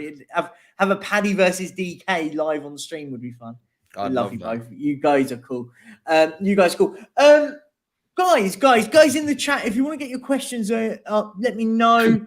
Can I just respond to Danny, because he seems like he's still clutching onto the Harry Kane thing. It's like he doesn't want to part ways. I love it. It's clutching so hard. Just let him go. Just let him go. Why would you want to let Harry Kane go? He's like the best striker we've ever had. Yeah, but we're going to lose him whether or not. Danny, let me answer. So? They should just attach Harry Kane to the song from Frozen then. Let him go. Let him go. Guys, he's saying that Kane will see us match his ambition and then sign. Like, look, we employ him. He doesn't employ us. If he doesn't want to be here, we've got to stop jumping through hoops for one player. He's done everything he can for Spurs. Brilliant over the years. Sorry, Alan. I'm sorry, but where is it said that Harry Kane doesn't want to be here? People keep saying Harry Kane doesn't want to be here. He's agreed terms with Bayern Munich. Of course, he wants to go. I let you that doesn't mean it. I didn't interrupt you. Of course, it does. Go on, Alan. How do we get to these parts of negotiation where they're coming over to us? We're having a meeting with them and all that. If there isn't been an indication or a yes or a no, or look, if they come with the best offer, I'm looking to leave. How do we get to this point? What, Bayern Munich just come over and go, get over here, you sit and have a meet with us. We're like, okay, Bayern Munich, it doesn't happen like that, Danny. Something's happened. No, I know that, Alan. There you go then. So but look, that's not the point. That's not the point. What I'm saying. You're missing what I'm saying. You're missing what I'm saying. Okay, no, you're going about, where's he come out and said it? But he hasn't said anything. That's his big problem. He didn't say anything with Man City. Yeah, of course. But what I'm saying, what I'm saying, Alan, is that yes, he might have agreed a contract with Bayern Munich, right? But that doesn't necessarily mean he's putting it in the club's hands, because he's not forcing a move. He's not saying, Daniel Levy, I'm putting a transfer request in, I want to go, right? Number one, probably because he doesn't want to disrespect the Spurs fans, right? Because we've been with him for this many years. And number two, I don't think he wants to disrespect Tottenham, right? I think for Harry Kane, he's putting it in their court. He's saying, look, if you want me to go, accept the bid. That's as simple as that. That's how football works, right? You pay the money the club wants for a player, and you go, right? If you agree a contract with the other team. But if the club are not accepting a bid, that's telling Harry Kane that they don't want him to go, right? That's but Danny, that wasn't the question that was asked. So I agree with you. If Daniel Levy doesn't accept a bid, then there's nothing Harry Kane can do. It's down to it. But when you said he doesn't want to go, listen. If Harry Kane wanted to leave, right, he could hand in a transfer request and say, I am done. I want to go out of this club. I do not want to be here anymore. But he hasn't done that, right? Yeah, because he doesn't want to tarnish his legacy. Yeah. Yeah, but that's not even that. I'm sorry, but this legacy thing is bollocks. You got to remember what happened to Christian Eriksen when he did that. I remember being at the stadium. People turned on him so quick. I remember having arguments with Spurs fans saying, like, why are you talking to, like, just support him? He wants to leave, but get behind him. Like, fans are very fickle. It's what have you done for me lately? The Tottenham fan base is the most delusional fan base on the planet, Tyree, right? They are the most delusional, right? I'm sorry, but they chanted Pochettino's name in the stadium when we had a manager we had another manager in. That says it all for me. And then he goes and signs for Chelsea, right? So I don't want to hear that Tottenham fans about how they feel about Eriksen and stuff like that. I'm not disrespecting what you just said, because you're just saying about what actually happened. But it's just for the point that the Tottenham fan base, right, regardless of what happens, they're going to love Kane if he stays, right, because he's going to be banging in goals, right, and they'll be getting behind him no matter what, right. And if he goes, they'll be respectful of him because it's another challenge for him. It's moving on, right. It's going to match his ambitions. But the fact is, right, that Harry Kane has not handed in a transfer request, right? That's a fact, right? He hasn't, because if he did, it would be all over the news. Everyone would be saying it. You'd hear it's public knowledge, and it would show the Tottenham fans and everyone that he wants to go and achieve his ambitions. We know what he wants to win. He wants to go and win the top trophies, right? But the fact is that what the reporters are saying, that he is happy to stay. He likes Angie, likes what the plans are for this season. That's because the club haven't accepted an offer yet, and he's happy to stay because he knows if Tottenham don't match his ambitions this season, he can go to anywhere he wants in the world next season. He can pick any single club he wants, right? That's why it's not a massive thing for him if he stays another season. For him, I get it from the Tottenham fans, right? They want this wrapped up. I get it, but the fact is, it's not how football works. But if we don't meet with stuff like that, so he is holding the club to ransom, because if we don't get what we want out this season, he's gone on the free, which means we lose money, we lose everything we possibly. Wait, hold on, but you keep saying, but I'm sorry, but I hear this all the time from fans, right? And they keep saying we don't care about the money, but all I keep hearing about is Spurs fans talk about the money about Harry Kane. You can't use the same argument, right? Spurs fans cannot use the same argument. Where have I ever said that? If you're talking about other fans, you talk about other fans. No. It's about the majority of Tottenham fans talk about right. Us. Right. So what's your opinion, Alan? Because for me, I don't care about the money. I don't care. We should not need to sell Harry Kane to go and buy players next summer if we don't sell Harry Kane this summer. I'm in agreement with that, Danny. I'm in agreement with you. We shouldn't have to do that. But our owners make us have to do that. The same with Bale, the same with Berbatov, the same with Carrick and all that. We have to sell to reinvest in. So we shouldn't be doing that. And what did we reinvest in? Make us do that. There's a difference. If you look at the quality of players that we're bringing in now, right? The money that we're paying for the players right now, right? That is money that is not affected by what Harry Kane would give us this summer, right? Yes, of course it's gonna help. Of course it will. But if he goes for free next year, that should not affect what we should be able to go and bring in, because we are still one of the richest clubs on the planet. Okay, and that's fine. I'm sorry, it's just how it is. That's the fact. Danny, I think you're conflating 2 different points here. I agree with the money we bring in. We shouldn't be acting like a poor club.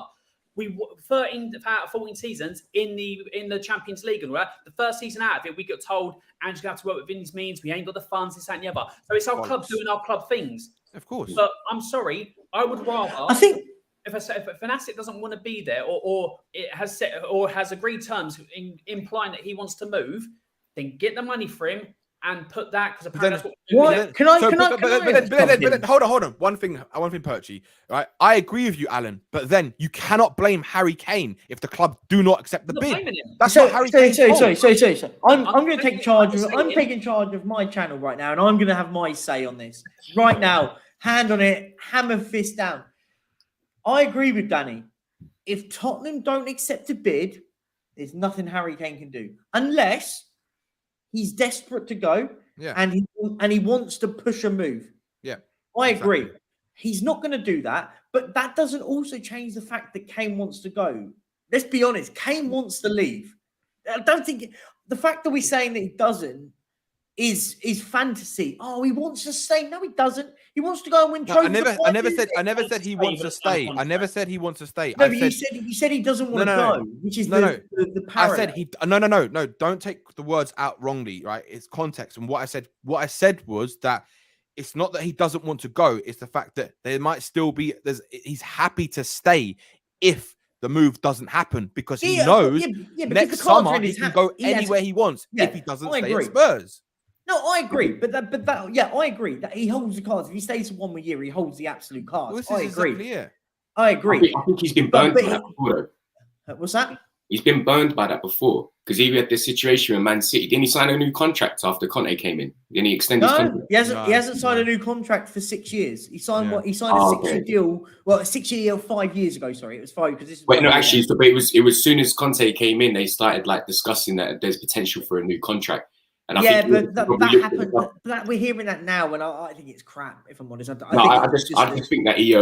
I don't know. I feel like if he's got smart people around him, because he's from the same area as me. He was born in the same hospital as me. If his people around the area have a brain, they'll be telling him look, this club, they're going to sell you a dream. They do it to millions of people around the world that follow the club. They sell them a dream every year. They don't follow through on those promises that they make.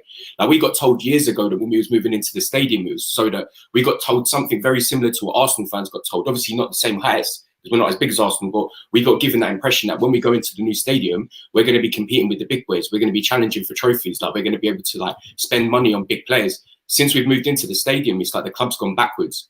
Agreed. I feel like anyone with a brain that's watching it, everyone, apart from Spurs fans, every single person outside the club can see what's going on. They can see how bad it is. And I think it's easier for anyone else to have an opinion that Kane probably would want to go. Because if you're in his position, you're looking at what Tottenham's doing, why wouldn't you want to go? But because we're Spurs fans, we have that sentiment with the club. We try to come up with ideas in our brain why this might not happen, why this might happen. We sort of do the mental gymnastics in our brain. And I think the reality is in this modern day, with all the media and with the way that fans are so fickle, the way that social media is so everything's sensationalized, the best thing he could do was stay silent. If he wanted to stay, he would have come out and said, I want to stay. If he wants to go, you don't say nothing at all. You let things play out. And then if you get what you want, great. If you don't get what you want, then it's not on record that you came out pushing for a move. And I know I said it earlier, but I always go back to Christian Eriksen. Christian Eriksen was very honest. He made it clear he wanted to leave. He wanted to go and do other things. Yeah. And within about 6 months, Spurs fans turned on him. And I remember being at, I think it was I can't think it was like against Norwich or someone, and he was just getting booed, hissed. And it's like, this is what these fans will do to you. I think Kane's smart. Like, they just keep your mouth shut. If you get a move, great. If you don't, then no one can hold it against you because it's not on record that you came out and said that you wanted to leave or stay. That's exactly what I've been saying. Literally, he's not going to come out and go, "I want to go," because if the move of course, as we go, we don't like we. So, but the thing is about coming out and saying to the public here, like he hasn't done that, like he didn't do against Man City on both occasions. For things to have been elevated in the way they were with City and the way they are with Bayern behind the scenes and meetings and all that. He's accepted contracts. He has wanted to leave Spurs on 2 occasions now, Man City and this, but he hasn't come out and said anything because he wants the perks, which you can't deny him because obviously he wants money for his family. I'm not going to deny him that, but people just to basically sit here and say, "Oh, Harry Kane, if we meet his ambitions," I'm sorry, we need to start getting past this. We are sentiment FC, and the fact that because you've put pride and you've given everything for the club and all that, we have to be beholden to you. No, we need to put Spurs first, Tottenham first. If Kane gets on board and signs, fantastic. If not, I don't want all this, because you've worn the badge and you're Tottenham Hotspur and all that, we've got to be beholden to you. No, we've got to move on. We've got to move forward. And it's all about Spurs moving forward, not one man, not one manager, not anything like that with people that was like for Conte or Mourinho. You just need to support the club as a whole and want what's best for the club over players and managers. And go on. No. Do your point. Do you finish your point? I just want to move on. I just want to say to Spurs fans, like, look, every single season, football teams win trophies. This is a fact. And the one thing that all of those teams have in common, they don't have Harry Kane. It's not Harry Kane's fault that Spurs ain't winning trophies. I'm not blaming him, saying he's the reason we don't. But what I'm saying is that there's factual evidence to say that Harry Kane is not needed to win trophies because every single season teams do that. So like Alan's saying is we need to move past it. The only time I've seen Spurs win 2 trophies in my life, 2 trophies. One was because we had Sol Campbell, David Ginola. The other was because we had Berbatov and Ledley King. Like, if you've got multiple players in your team that are world-class, then you might have a chance. But we've got one world-class player and everything's built around him. And I think we just need to move past it. I love Kane. Always appreciate what you've done for our club, bro. You're always in my heart. But at the same time, Spurs, we just need to move on because, like I say, every season, teams are winning trophies. They don't have Kane. Kane is not needed to win a trophy. Tyree, you're spot on in that point, though, in the sense of what you say. Like, there's other teams do better than us without a Harry Kane. Like, I'm seeing in the chat, like Dave Clark, like, you're always in it. Big up to you. Maybe you're saying Spurs fans are deluded if they think we can achieve anything without Kane. Kane is not a messiah. We can do other teams win stuff without Harry Kane, without a 30-goal season striker. What we need to be doing is finding a way to build a squad that doesn't rely on a centralized striker. Look at Arsenal. Yes, they didn't win anything last season, granted, but they were close to winning the title. They won't win something next season either. I don't think they will, but they're in a better position than us right now. My point being is I was saying, the one thing what we need to do is start finding a way where 30 goals, get the extra 30 goals that Kane won't have, is spread between 5 players. Realistically, that's what you need to be doing.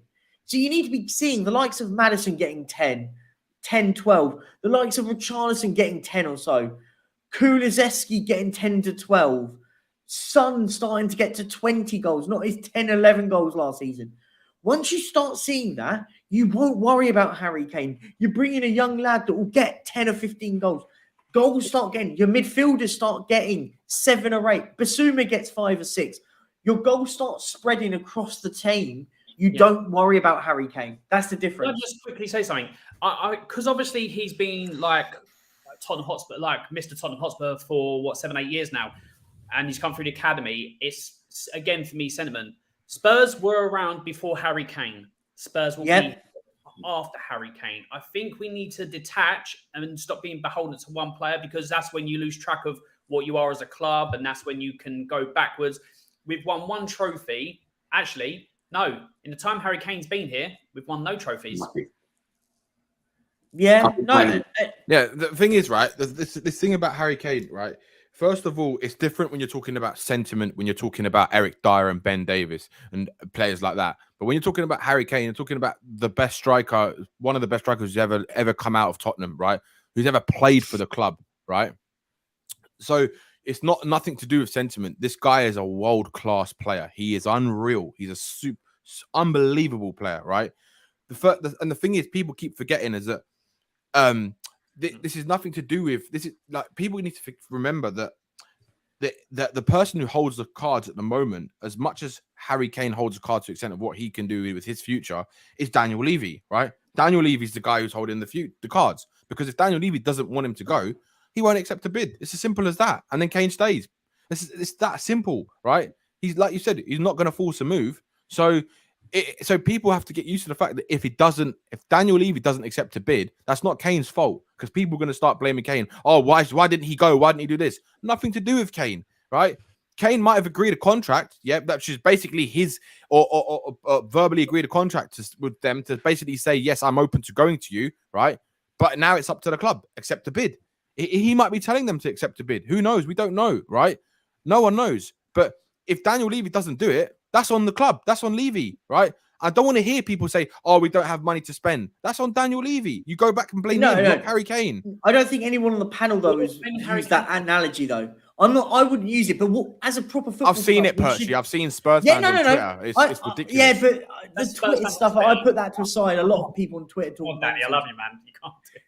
You can't use I'm Twitter. being serious. I'm talking about what people's opinions are like. Yeah, but Danny, you're talking about people that have got like Heung-min Son AVIs on Twitter and all that crap. I don't get involved. Enough of that. Who cares? Let's talk. We're talking fact here, like as us lot. We're talking as proper Spurs fans that go and watch it all the time. Here's the way I want to put this out. This is the bit I want to put it out. A proper football club sells Harry Kane this season. A proper football club. No. A proper football club buys quality players to keep Harry Kane. No. Because we're past that. We're past that. No. It's not, Perchy. It's not. You can't say a proper club sells Harry Kane. No proper club sells Harry Kane. 4 years ago. No, Perchy. 4 years ago. Say it correctly. Okay. Daniel Levy, right? Club. Daniel Levy club sells Harry Kane. Ignore that. Not Tottenham Hotspur. Let's not mention that. Hear me out. Okay. Here, 1 second. Ferguson and Man United sold players at their... This. We're not Man United. We don't have multiple world-class players. Sorry. I'm gonna have to. We've got them all chained to the base. Yeah. No, I'm sorry. We're not. You cannot compare Tottenham to Man United. Man United are a club that won everything, right? Okay, they were able to take out a world-class player and bring in a world-class player. We can't, because we got Daniel Levy. It's not so much about comparing us to them, though. It's just more a case of looking at what is successful and trying to model your life off success, just what works. Oh, we should try to do that as well. And people think we're going to be better off without Harry Kane. No, not in the short term. We won't. No. We won't be in the long term either, because Daniel Levy doesn't spend to buy players like that. Danny, sorry. I'm 50 years old. No. Listen, I'm muting everyone. I'm telling you now, it's not going to be as well as people think it's. Danny, listen to me now. Whether you like it or not, Harry Kane is either going now or in 12 months' time. So I'd rather him go in 12 months. Go who he wants to go to. And so you would be happy if he signed for Chelsea in 12 months' time? I don't give a shit. Listen, I don't give a shit. Okay, Danny, I'll hold you to that. Hear me out. Listen, if he stays and he goes to a rival, I don't want to hear fans on social media going, Daniel Levy, you should have sold him last year. And now you've allowed him to go to Chelsea on a free, because you can't have it. You can't have the cake and eat it. It's one or the other. And I'm not saying by the way. You're the one that just said don't listen to those people on Twitter. Speak to the people like us. No. I'm talking about it collectively. So you can't use the same argument. You can't use that argument for this. When I talk about people on Twitter, their opinions are fucking stupid because they talk nonsense. Yeah, but so that's don't just listen my to opinion. them. So don't use that argument. You talk about us. Okay, but my point being is I'm not talking about you. I'm talking about collectively. When Spurs fans want to use the blame Daniel Levy for everything, and that's fair enough, because there's 99% of stuff he does wrong, and I agree. I want the guy gone. But my argument here would be is Daniel Levy loses whether a lot or not, and I don't really care about how he feels and stuff. That's not what I'm trying to get at here. My point being is if we don't sell Harry Kane and he goes on a free and he signs for Chelsea, Spurs fans collectively will all be going, this is on you, Daniel Levy, for letting him go to Chelsea on a free. You should have sold him to Bayern Munich. Whilst the same fans right now are going, no, don't sell him. Let's keep him. No, I would rather him play in the Bundesliga, so he's not scoring at White Hart Lane. The thing is, right?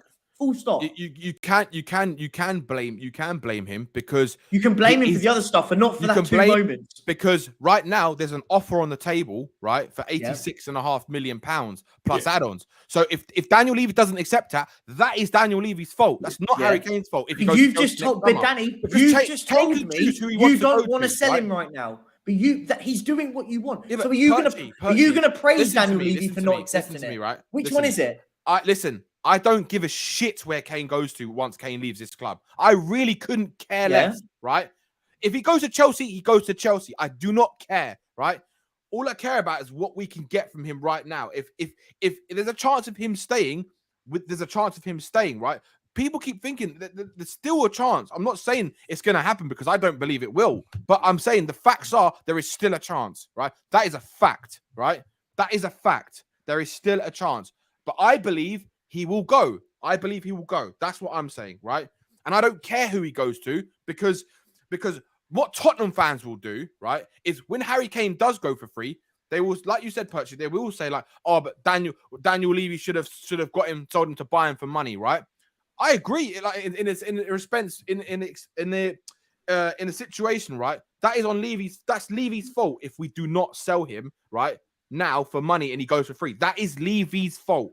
That is his fault. Right? Because the offer is on the table right now. So that's up to him to make that decision, right? If he decides against it, then Harry Kane can do whatever the F he wants. He can do whatever the F he wants, right? Because if Daniel Levy doesn't want him going Chelsea, then accept the bid right now. Accept it right now and be done with it. Get rid of Kane, start rebuilding. Yeah? Now, I don't want to hear it next summer if we don't go and get the players we should do. Oh, because we haven't got money. I don't want to hear it. I don't. Because this club has got money and they can do it. They can sell, let Harry Kane go for free, and they can still improve their squad next summer. Welcome Phil, welcome back Elias as well. How's it going, lads? Bigger. Just on this, by the way, with Danny. But my point is just the hypocrisy about it. Listen, whatever happens with Harry Kane, it's nothing that we can do. I think we're agreeing in that. It's none of whatever we want. It's going to make no difference. My point being is you can't. If you want Harry Kane to stay, you then can't slam Daniel Levy if he goes to Chelsea next season on a free. Hypothetically, by the way, I'm not saying you'll go that. It's just hypothetical. But vice versa. One second. But vice versa.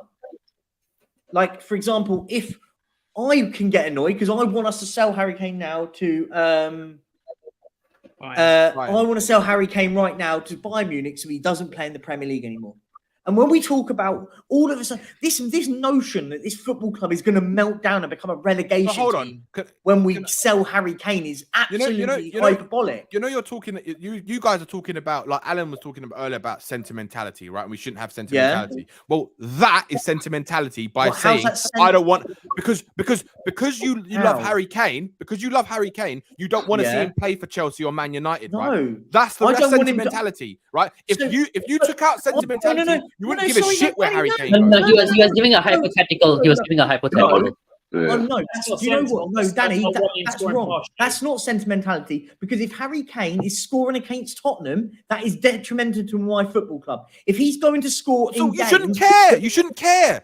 I thought you just said you shouldn't care. We're Tottenham. We're not Harry Kane. So you're kind of going against your own argument. This is madness. Yeah. Harry Kane. So we can't want Harry Kane to... So you're saying we're sentiment because we don't want Harry Kane. Take sentimentality, no, Alan. You said take sentimentality out of it. So take sentimentality out of it. I want Tottenham to be better. Please, can I finish my point? No. Take sentiment. Hold on. Take sentimentality out of this argument. Please let me finish my point, Danny. It's not sentiment because you don't want your biggest player going to your rivals where they can score goals. That's sentimentality. That's sentimentality. That's sentimentality. That's sentimentality. If it's not sentimentality, Alan, you wouldn't care where he goes to. Sorry. Apologies. I'm stepping in here. My club. It's me not wanting our best player to come back and sentimentality of a potential. No, Danny, sentimentality. Danny, that's it is. Danny, so you have okay. Sure. 1 second. Everyone shush. I'm going to say this again. I'm going to say this one more time. It's not sentimentality. No, that is a fact. That is sentimentality. Danny. Danny, I'm talking now. I'll let you go next. I love the passion. I've got to agree with Danny here. I'm sorry, that is sentimentality. I agree with Danny as well. Let me finish my point, please, for the love of God. My point is going to be this. It's not sentimentality because it is. Harry Kane scoring in the Premier League for another football club is a detriment to Tottenham. Let's just put it. I'm going to put the hypothetical. The hypothetical is going to be this. One second. The hypothetical is this. Harry Kane goes to Manchester United. He turns up and scores the winner at White Hart Lane. He's taken 3 points against us. He goes and scores against, Aston Villa, who are the team we're competing against to finish in the Champions League. And then he does this, that, and the other, and he doesn't score then and does that. It's a detriment to our football club. No, it's not. No, it's not. Why is it not? Because tell me why it's not. Hold on, right. Because if you're using this argument for this point, then Harry Kane could go and score against Arsenal, our rivals, right? Yeah. Who actually might be our rival, or Man United or Man City, and help us in another way. You can't use that argument. It's the same thing, man. If we're competing with Man United, let's just use Man United as the example here for this argument. So you think that him scoring loads of goals for Man United that lets him finishing above us at Man United, Chelsea, Arsenal? No. We're not talking about that. No. We're talking about what you just said. Okay, that's mad. Before you say something, mad. You can't contradict yourself, Perchy, right? It's not contradicting. You just use the argument. If Harry Kane played for Chelsea and was scoring goals against Aston Villa, who are our rivals, right? Yeah. And then he helps them. But you can't. You have to use the same argument to say that Harry Kane can then go and score against Man United and against Arsenal. That actually helps us. So you can't use that argument. Yeah, so when a player goes to another team, he's no longer just an ex-Tottenham player. Ex-Tottenham player is like 10% or 5% of what he is. He's now just a number 9 for Man United. That's how I would view it. Like what Eriksen is out of it. Eriksen is just an attacking midfielder of Manchester United. I don't care whether he score against us, whether he score against Chelsea. I don't care. I couldn't be bothered. But yes, I mean, maybe to a certain point, I might Elias, you think Spurs fans cared when Sol Campbell went to Arsenal? Wait 1 second. Quick I don't care what Spurs fans think. So you don't care if he does a Sol Campbell. Are you mad? Like you have to I honestly don't care. Guys, I honestly don't care if he does a Sol Campbell. Wow, that's crazy, bro. Madness. That's mental, man. Sorry, that bro. is mental. So guys, that's a clip in itself. Hold on, guys. So the people here are saying about it's sentiment, and it doesn't matter if he does this against us or that. So you're saying that in previous times when we've let players go, like Berbatovs and other teams to go to rivals who have scored against us or taken points of us or knocked us out of trophies over the years, you've always gone like that. Doesn't bother me. I'm good. Yeah. You've always been actually you've been like that, fucking letting him go and scoring past us. You've had that. Don't swear, I want to be monetized. People have sat here and said they don't have that reaction. I'm sorry, you're lying to yourself. I think the word sentiment is being used in negative context, as if to say if you have sentimental feelings, that's such a bad thing. It's just an adjective which is like prompted by feelings of tenderness, nostalgia, and stuff like that. So it goes both ways. And if we see him go to another club, it's our sentiment that's going to make us hurt. Like it is technically, by definition of the word, Danny is right. At the same time, I do agree the point where Perchy and Alan's coming from. I look at it like Sol Campbell. It would hurt me. It's like when Berbatov went to United, it would hurt me. It's gonna hurt us. Seeing the players that I love play for my rivals, my mates that support Arsenal or Chelsea or Man United can turn around and brag to me that they have our big boy. Like I'm sorry, like it would hurt. And for you, Elias, to say that you don't care if he does a Sol Campbell. Bro, I think that's crazy. That's one of the worst takes I've had on this show. If Harry Kane went to Arsenal, that's a different story, right? If he goes to Chelsea, it'll be the same. Yeah, but listen, similar. Arsenal, I think, is even worse. I think it's even if he goes to Arsenal, it's even worse. I hate Chelsea more, right? But I think it'll be worse if he goes to Arsenal because of just the way of how they are doing right now. I think Chelsea's different because they're just a super club, right? I thought that's just the way it is. The difference is, like Tyree was saying, we will be hurt because we are sentimental because we love Harry Kane, right? We've loved him for how many years? That's why we would be hurt seeing him score for another team or against us, right? But the fact is that is because of sentimentality. That is why we would be hurt, right? Doesn't mean I'm not gonna be upset if I see it. But like you said, Perchy, you have to take the sentimentality out of it. Yeah, right? I don't want him improving a rival. So that's the key. Right, so that's a difference. That's a difference, right? That's not sentimentality. I don't want him improving a rival. That's why I want him to go abroad. Said it all along. You improve Yeah, a but that's rival. all- Hold on. The amount of times I've seen fans on socials or like not socials or in discussions over the years, like when I spoke about that and going, oh, why are we always selling to our rivals in the Premier League, get them out of the league? And now all of a sudden it's one of them things where, yeah, let them go to our rivals, we don't care. It's never been Let me that. ask you guys a question. Why is it the Tottenham fans want him to leave the Premier League? Huh? So he doesn't score. So he doesn't score for other teams to I want him benefit to them. leave the Premier League. I want him to leave the Premier League now, so we get top money for him to reinvest. If we allows that, I want him to go. Alan, do you really? Sorry. Go on. What do I really think that it? Okay, do we really think if he goes for free next summer, is he going to Bayern Munich? No. Okay, the problem with this narrative that I always have is that do we really think that if we get money for Kane, it will get us a top striker? Even not a top striker. We're not signing a top striker though. No, definitely not. We're not. But then what's the point of having the Kane money? Because we could have £300 million and we're not signing a Harry Kane. There's not many Harry Kanes in the world right now. Are people mad? Like we're not signing a like for like. We're not the same football team. Because we can't buy another Kane because another Harry Kane doesn't exist. Madness. But you can buy a top striker with a similar potential. Who? Let's just say. Let's just say. Go on, Elias. Yeah. Who? Tell me who. Yeah, let's just say you go for someone like Vlahovic with a great potential, someone who can. Is he coming to Tottenham? I doubt. Or you go for someone like let's just say if Erling Haaland was available, let's just say hypothetically, would you go for those kind of players? No, we're not in an Erling Haaland. We're not getting Haaland, bro. We wouldn't even if Erling Haaland. It's a hypothetical. We won't be signing him. What are we thinking? This is madness.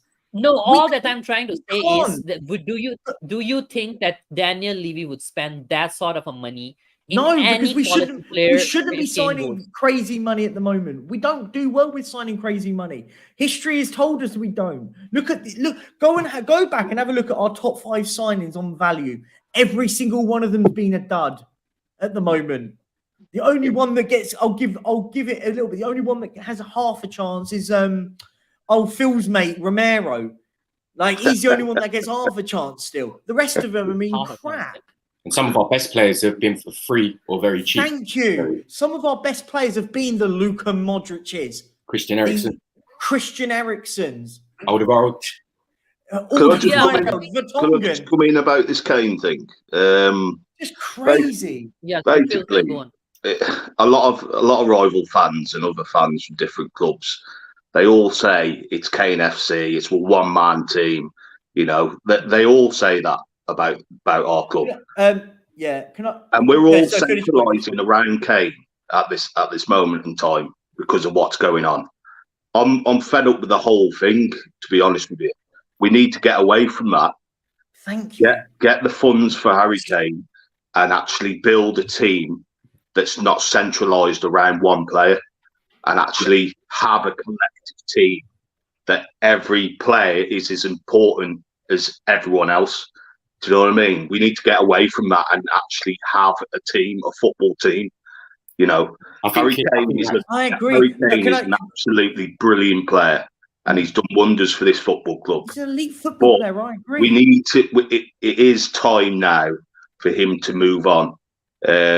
Unfortunately, you know, the club has failed. The club has failed him, not the other way around. Yeah. So. Before anyone, I just want to read these super chats out from Tigaro quickly. No, they don't feel bang on the money there, mate. Kane will be good. Be good for 3 or 4 years anyway. We need succession plan now. Harry's value is at the highest as it can be right now. Cash in before we can't. Get the money and start building again. Tigaro again. Thank you so much because you sent in too. Perchy, to solidify your argument, don't call him Harry Kane. Call him a world class striker. I get the point. Your point. This is the point. I think. If we took, hear me out, and this is my theory, and I was on Savage Show yesterday with him, and I said this point. I went, if Harry Kane was playing at Arsenal right now, every single one of us would have been saying he is mad if he stays at Tottenham, and you'll be mad for not accepting £100 million for him. You are mental if you don't do it. We'd be saying that, but we don't want to say it because we've got the emotional attachment to Harry Kane. Take your Tottenham hat off. You all know the right thing to do is sell and start building again. Get the building bricks. Just go and buy a gift Orban. Another thing as well, Perchy. This is Ange's first season, so best time to do it. It's going to be. For me, I hope we win a trophy this season. It's very doubtful, but a Carabao Cup or an FA Cup. But in the next 2 or 3 seasons, maybe that is realistic. And then, if you count that into Kane staying, that's another 2 or 3 years without him winning a trophy. So, is it? I think another thing that will help. Can I ask you a question, guys? Quickly, I want to move It's going to take that long to rebuild. Perchy, before I move on, I just want to clarify something before you move on. I don't mean to say that actually I would extremely totally not bother. Oh, I want Harry Kane to do a Judas. That's not what I said, because some people in the chats are mistaking. It's not that I want Harry Kane to do a Judas. The thing is that right now Harry Kane has made his feelings clear. He has agreed personal terms with another club. Right now, he can't even be doing a Judas right now. He can't be even doing that. He has already made his feelings clear. He wants to leave if you get money. So if fans are fans, if right now next season he goes on a free to Arsenal, it's a different scenario. He's not going to Arsenal. He's not going to Arsenal. He's not doing it. He will never go to Arsenal. No, I know that for a fact. No, even if he goes to Chelsea, it's a different. And he probably won't go to Chelsea either. Listen, if buts maybes, that's not my be point.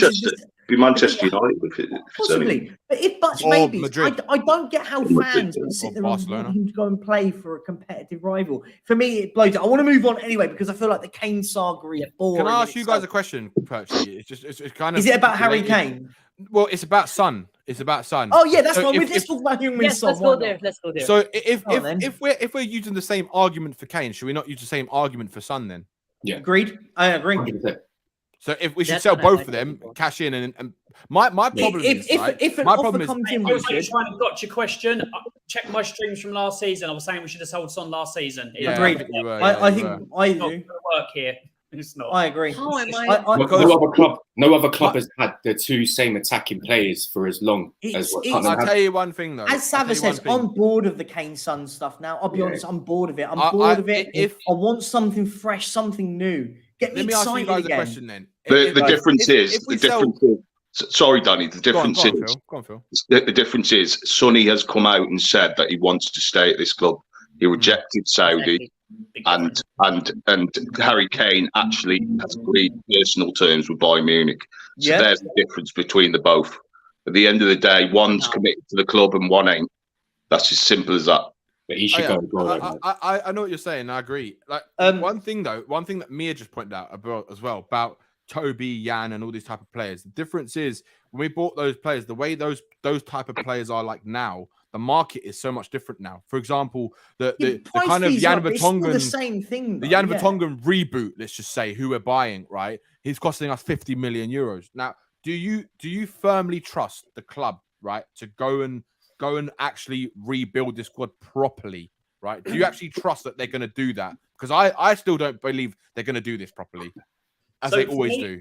So, but that's not the point, though. We have to remember it. Sorry, Alan, I'd like you jumping up because I want to kind of slightly move on into a different topic for a second. But what I want to say is we keep saying is do we think we're going to do it? Oh, we're going to do it right. I don't trust us to do it right. We have to. So we're saying because we burnt bridges before with the way we've done it, we just go, do you know what? We don't bother. We're going to keep all the players forever. No wonder the likes of Eric Dyer stay at this football club because you don't get rid of any of them. They all stay. Eric Dyer, Sanchez, they all just rot away at this football club. Yeah, who doesn't get rid of them? I actually think you're saying to keep players. It's different. You're talking about Eric Dyer and we're comparing Son and Kane. Hold on. No. He's using it in context about like. Yeah, it's context. If we go back to the different when you're talking about quality of player. Guys, no. What we're saying is what the thing was that because we've not done it correctly, let's take the Bale example for a second. We sold Bale and it was a scattergun approach. We'll get no fault behind it. This time around, look, I don't say that they're going to get everything right 100%. And I want Enoch, Levy, all of them out. But it looks like players are being bought for not all of them, but for most of them. Van der Ven was wanted at Celtic by Ange. We've got a Van der Ven in. So it looks like the people, and he wanted Vicario. He said he wanted Solomon and all that, and he said he wanted Madison because he spoke to him and he wanted him there. So it looks like we're buying for the manager once. So for that part, I'm like they're trying to do for the manager. The caveat that I will put to that is Phillips, because Phillips we were looking into a year ago, so it's before Ange came here. So not everyone, there's still like a club signing, but it looks like predominantly you're wanting to back the manager and give him what he wants. Not maybe we're going to get everyone across the board or like everyone across. It looks like they're trying to do the right thing, but we will see. If they give him everything he wants and he fails, then it's on Ange and the players. I actually think that we will do it right this time. I think with Postecoglou, I think he's the type of manager to build a squad around. I mean, with Conte and Jose, it was like buying like world-class players, and we're not that club. World-class players that are ready-made now to go and win trophies, and we weren't never that club for Conte and Jose at that time. So we need young players, promising players, to nurture into this club and just build from fresh. I'll tell you what's going to happen, right? Yeah, by the way, I want to correct you, Alan. Actually, Ange did want Ashley Phillips as well last season. There were rumors around him going to Celtic as well. Yeah. So he signed 2 players he wants. Isn't that the point? Wait. So I hadn't heard that till now. So it's not like I weren't disbelieving. Yeah. By the way, just letting you know. If we can corroborate that, then that's even leaving more point to the fact that they're trying to give Ange what he wants, which is I'm all here for. Because if you give the manager the tools to do the job that he wants to do and he fails, it's on him. You then take away from the ball. Because then if people start going, oh, Ian can leave you out because they've done that. Well, no, they gave the manager the tools to do the job and he didn't do it. So it's on him. That's where you can differentiate between the two. Rather than beating the owners with a stick or beating the team with a stick or beating the manager with a stick. You need to be able to... No, it does go back to the Inik and Levy as well, because they are the ones who hired the manager. So if they hired the manager and then it doesn't work out, then it is on Levy and Inik. But no, it's not. You can't just. But this is mad. Weird. But no, Alan's right, because this is it. This is where you've got to. This is why a lot of people with the sort of Levy and Inik stuff get people go, well, we just blame everything on them. If we lose a cup final, everyone just goes and blames the owners. You can't blame an owner if we lose a cup final. The team was good enough to get to the final. You can't blame it. This is where it gets crazy. Like, you can't, if the manager goes and does something, if we lose 10 games in a row, of course we have to start again. But I want to, as a fan of the manager, I really like this manager. I'm really excited under Postecoglou. People are giving him a lot of hard time. I think he's going to do absolutely fine at Tottenham, by the way. I think he's going to be absolutely fine. I think we're signing the right sort of player. I want to sort of move on because I feel like we've beating his... Yeah, go on. Do the last bit, yeah. In regards to that, look, it seems like we can never differentiate blame or put blame where it needs to be. Yeah. I'll give you an example. The cup final against Man City, owners are at fault for that because you sacked the manager who's in the exactly. Agreed. But the Champions League final, you blame Poch and the players because Poch made the wrong decision to put Harry Kane there where he weren't ready to go. So you blame Poch for that, and the players actually didn't. But I can tell you that decision to play Kane in that final was driven by the club. That wasn't driven by. That makes Poch weak then. But even the year before, point up, just to back Alan's point up, the year before against Juventus, when we were ahead on aggregate, and Pochettino decided, we're just going to continue playing this high press attacking style. Who's able to make tactical changes, and all of a sudden we lost the game. And I remember watching it. Me and my best friend, like proper Spurs fans, were watching it. We're like, no one can blame Levy for this. That's on Pochettino. You need to be able to adapt in the middle of a game and make changes. When he plays Son at left wing back in a cup final against Chelsea. Of course. No, you can't blame semi-final. Semi-final. Sorry. Right. You can't blame the owner for that. I wanted to come on to this semi-final because those 3 changes that Chelsea made, if you look at our bench that day and you look at Chelsea's bench, they brought on Diego Costa, Eden Hazard, and Matic, and they all impacted the game. Danny, we got to the semi-final. It doesn't matter. It doesn't matter, Perchy. When you look at the difference between Chelsea's squad is far superior than ours. That's always been the case, Sonny. That's always been the case. Because their subs came on and impacted the game. That's always been the case. I was at that game, right? And I remember so clearly when those players came on, the dynamic of the game completely changed, and we got absolutely battered by them. And do you remember that we've always had a good team. The squad isn't exactly, Perchy. And whose fault is that? But they were better. There were so many better teams than us. Whose fault is that? Oh my days! What? So we're now blaming Daniel Levy because we haven't got the best team in the Premier League. Whose fault is that? Whose fault is that? But Danny's fault. Oh, this And he is has got mad. break from that one. Oh. Because if you remember what Pochettino... No, I think we are diverting for the topic a bit. What I let meant Harry was... finish his point, Elias. Hold on. On that day against Chelsea, that's one of the times where I did blame Levy, because when it comes to Pochettino made subs, who did he bring on? Carl Walker.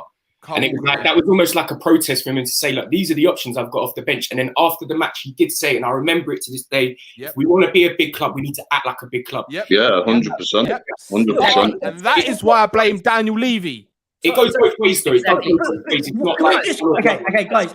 You know what? I'm going to mute everyone in a minute. I'll come back at them with that. So, look, I completely agree with what you're saying in regards to we never had the depth in the right. I completely understand. But what you can't account for is in that same semi-final, Son getting schooled by Victor Moses and giving away a silly free kick.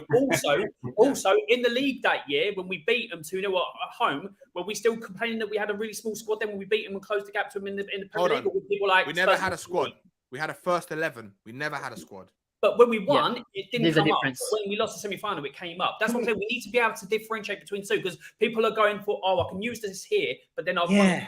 You need to be able to differentiate between the two. You've got to be consistent. 100%. Agreed. And and by the way, we're not talking about it anymore. It's doing my head's melting. My head is actually melting right now. Just one last. No more. If you talk about it, you're out. Also, anyone says anymore, I can't. My head is melting. My head is actually melting. Sorry, I want 3 subscribers right now because I'm actually going to lose my head. I want to give away a freaking football shirt. So Perchy, calm down, man. Perchy, calm down. My head is. I'm taking control of my channel. If I have to, I'll just do this. Do you know what? Screw it. I'm back.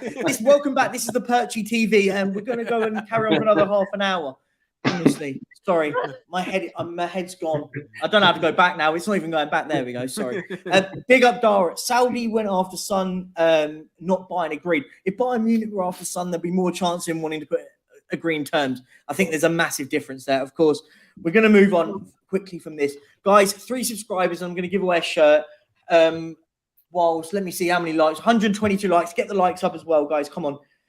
And go and subscribe to Tottenham on Tour. Time added on. Step on Spurs. Anyone else got a channel or want to plug anything? Just plug it. Do whatever. I have lost the plot.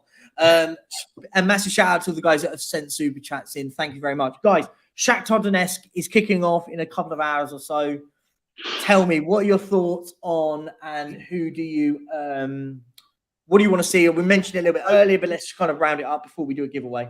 So what I don't want to see is Harry Kane. I'm joking, the guys. I'm joking. Calm down. We've done it. Can you kick him out now?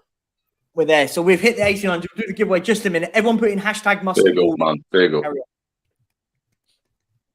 1600, sorry, not 1800. Go on, Alan. Go on, Alan. I know I was just making a mock of the thing of the Kane thing. I was going to bring it back up, but it's fine. Yeah, okay. Should we do the giveaway? Should we do a giveaway now? You only need to put in mustard ball once. Hashtag mustard ball. Do it now. I'll give away. What could be one of you absolute morons winning it and stressing me out? Perchy, as it was the hashtag mustard ball, was it all right if I picked the winner? Because it was about my mustard ball. They don't pick the winner. It does it randomly. Does it? Oh, okay. I didn't realise. Yeah, we do it on here. So I click draw. I'll give everyone. Okay. I'll give everyone 2 minutes now. Guys, calm down. I'll give everyone 41 entries. Is the wrong? I mean, I don't care. It's updating 45. I'll give you guys 2 minutes, and then I'll hit the button, and then someone wins a shirt. All you have to do to get the shirt, you've got 30 seconds to put in the chat that you want in. Go on, there you go. There you go. Alan's wall gets so much love, by the way. Look. I'm getting the wall. Hold on, guys. Let me do my mustard ball because it's on me as well. No, I won't take part. It's fine. I'm taking it. Get involved, Alan. Oh, mustard ball. I let other people get a shirt off my mustard ball. It's fine. Danny. Is it all lowercase, Perchy? Elias, you only have to do it once. You've done it about 16,000 times. Okay, so it doesn't mean like, let's say if I have more. Once you've done it once, you're in. It goes on the name of the account. Oh, okay. Is it all lowercase, Perchy? It doesn't. It really doesn't matter. Mia, it's mustard. There's an A in there. It should be mustard. You won't get in with that. I like Mia's new name. Yeah, I do as well. I do as well. I didn't think it was Should I put my burner accounts all on as well? By the way, we have Eugene in the chat. My 10 burner. Go there. There you go. Go and join Alan's mustard ball. And guys, if you're here, go and subscribe. We've got to the number. I said a couple of minutes. I'll give you 1 more minute, guys. 1 more minute. Come on. And guys, if you haven't and you're in here, please subscribe. I'm doing this off my back. And obviously, remember, guys, pinned to the comment is my fantasy team. get involved in the Also, fantasy league. Perchy, there's By the 270 way, Alan, people in here. We need to get my these likes ball up as is well. actually I my agree. ball is actually a I've busted ball noticed as well. I Spurs covered fans, the wall. Spurs fans moan about Daniel Levy, but when they're giving away free stuff that by hitting a like button, they don't want to do it. This Come on, football guys. club We is need to full of hit Daniel 200 Levy. likes at least. on, guys, you can 200 do likes. better. 130 likes with 250 of you Come in on, here. everyone. Come on, guys. There you go. We're going to do it now. Screw it. I'm in charge. Mustard Wall, 79, 5, 4, 3, 2, 1. Get your entry in. If you don't do it, Sam, you only have to do it once. I've mentioned that already. Go. We're going now. Here we go. Come on. Let me win it. I'm winning my own shirt. I don't care. Oh, it's slowing down. It's slowing down. Darius, Carl. Andrea Webster, where are you? You've got 30 seconds. You've got 30 seconds to put into it now. If not, we redraw and you're out. Oh. It's got to be like that.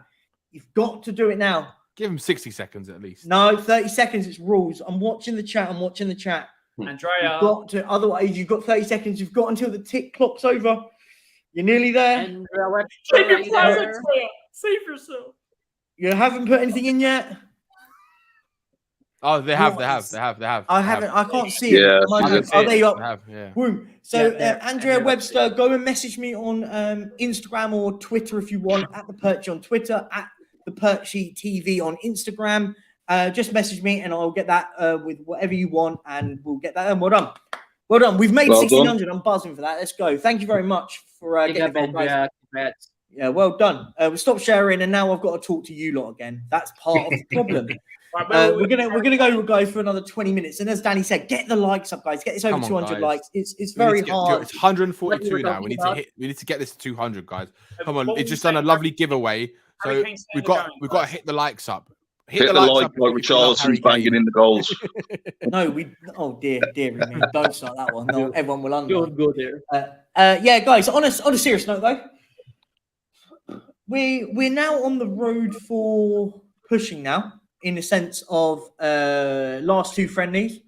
Van de Ven is on a plane, it looks like, as is Alejo Velith. No, Van de Ven is not. Van de Ven is not. I think he needs to sort out his He's landing today. He's landed medicals tomorrow. He's landing today. Apparently, he's going to be at the game today. He's going to be at the game today. Yeah. So Van de Ven will be. I think he'll probably be at the game today, as will Velith is landing today as well, I believe. Yeah. So we might have both of them at the game. Maybe one of them, maybe the other. Ashley plan Phillips. was Just a question. Like, can players play friendly if their permit is not sorted? He hasn't signed yet. He can't. No, he hasn't signed. Ashley Phillips available for today, is he? Ashley Phillips potentially could be Phillips available. He signed yesterday, so Phillips could be on the bench. I'd like to see him on the bench. I'd be excited if he's on the bench because it'd be nice to see. No, I heard that he was going to be in the stands today, not on. Maybe. bench. Oh, maybe. Yeah, but Leeds has landed today as well. So all three of them could be in there. Oh, three new signings. All three of them are expected to be there in the stands. Yeah, today. and the Velez and Van de Ven are probably going to sign either tomorrow or Tuesday. So are they going to do one signing in front of the crowd or something? Do a signing. Well, it definitely can't be Van de Ven. It can't be anything. Well, it can't be any of them. They haven't had medicals. They can't do an agreement unless they've had their medical. So Van de Ven will have his medical tomorrow. He'll be announced tomorrow. Velez will probably get announced maybe tomorrow, if not Tuesday. Yeah. He's not being loaned back, is he? Velez no, it's confirmed. It's confirmed now that he's not getting loaned back. Wait, so where's the confirmation? Because I thought there was still talking. Romano on Twitter. Romano. Yeah, he had an interview at the airport with someone, and he said he's not being loaned back there. He's staying. It doesn't mean he's not going to get loaned out. He might get loaned out. Well, they might make a decision on that. The stuff I heard was that they can't get a work visa for him. They can't get a work visa. Possibly, yes. So that's why if he's not going back to Romero Central, then he's going in Europe somewhere. Yeah, possibly. I can't stand Romano. He's such a know-it-all, isn't he? God. Wait, so when did Romano say that? Do you know it's Danny Kirimanu that does my head in? That one thinks he knows it all as well. I love you, really, mate. You know I love you. He's more of an ITK than the Romano is. Nah, they call him actually Danny Kirimanu. I keep my things to myself on point as well. Yeah, quite on point actually. Perch, is that true? What Alan's Mustard Ball says? You have a Eric Dyer shirt. You just. Oh, I'm bored of this absolute nonsense. He has a Romero shirt as well, Alan. Shut up. You have a Harry Winks shirt, right?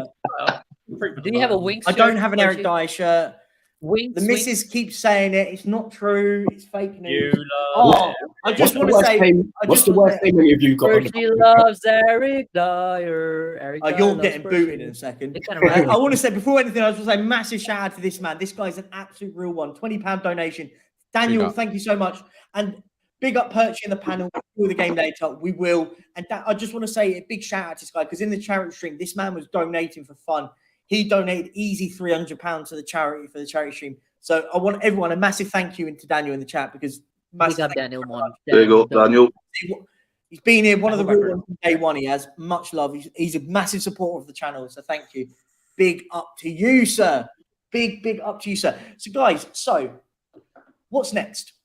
My point here is I want to bring up something. Have you guys spoken about we are again interested in Aymeric Laporte towards the end of the window? I just saw yesterday. I've said this, and I'll say this from minute one. We're not signing Aymeric Laporte. We're not signing him. No, Perchy, I'm just curious. Like, let's just say if Aymeric Laporte doesn't have a club and City still wants to sell him, like he does have a club. He plays for Man City. Yeah, he does. But City needs to cash in on him. Apparently, they need to sell him for like. They don't need to. Elias, let me ask you, what do you think of the links to Mbappe? Absolute rubbish. I like that one. But Laporte is different. I mean, Laporte is kind of like affordable, and the club wants to get rid of him because. I mean, the price range for Laporte isn't out the question. It's 30 mil, I believe, but it's actually getting the player to come to Tottenham Hotspur, and I don't think that's going to happen. Guys, I'm going to give credit where credit's due here for Daniel Levy. I think that Mbappe deal, what 5 million over 75 years, I think we can afford it. So yeah, I'm pretty sure we'll get Mbappe by the end of the window. It's all good. I reckon we'll do it. I reckon we'll do it. No, so okay, a Laporte one is different because the clubs that are interested in him right now is Aston Villa, Arsenal, and us at the moment. Oh no! I've just realised where Andre is from. This is going to be an absolute most expensive football shirt I've ever spent. They've just told me. What happened? I've got to buy a shirt for Australia. Oh, the shipping on that's going to be 20. Perchy, I'll tell you a secret in the back room later. I'll tell you a secret in the back room. I'll talk to you later. Oh, I'm not doing any of your dodgy secrets. I'm all right. No. It's not a dodgy thing. It's a legit thing because shipping from here is kind of cheaper. But you can buy the stuff on our bars. I'll figure it out. It's fine. I'll be all right. I'll do all that. Guys, we're going to go on for another 15 or so minutes, and then I'm sending all of you over to the Football Heritage TV to go and watch Mr. Sava, the boss, as everyone likes to call him, or my father, as some weirdos in chat like calling him. You're the apprentice. The apprentice. I get the apprentice. You're the pad one. Perchy's like that. You sing over, Papa.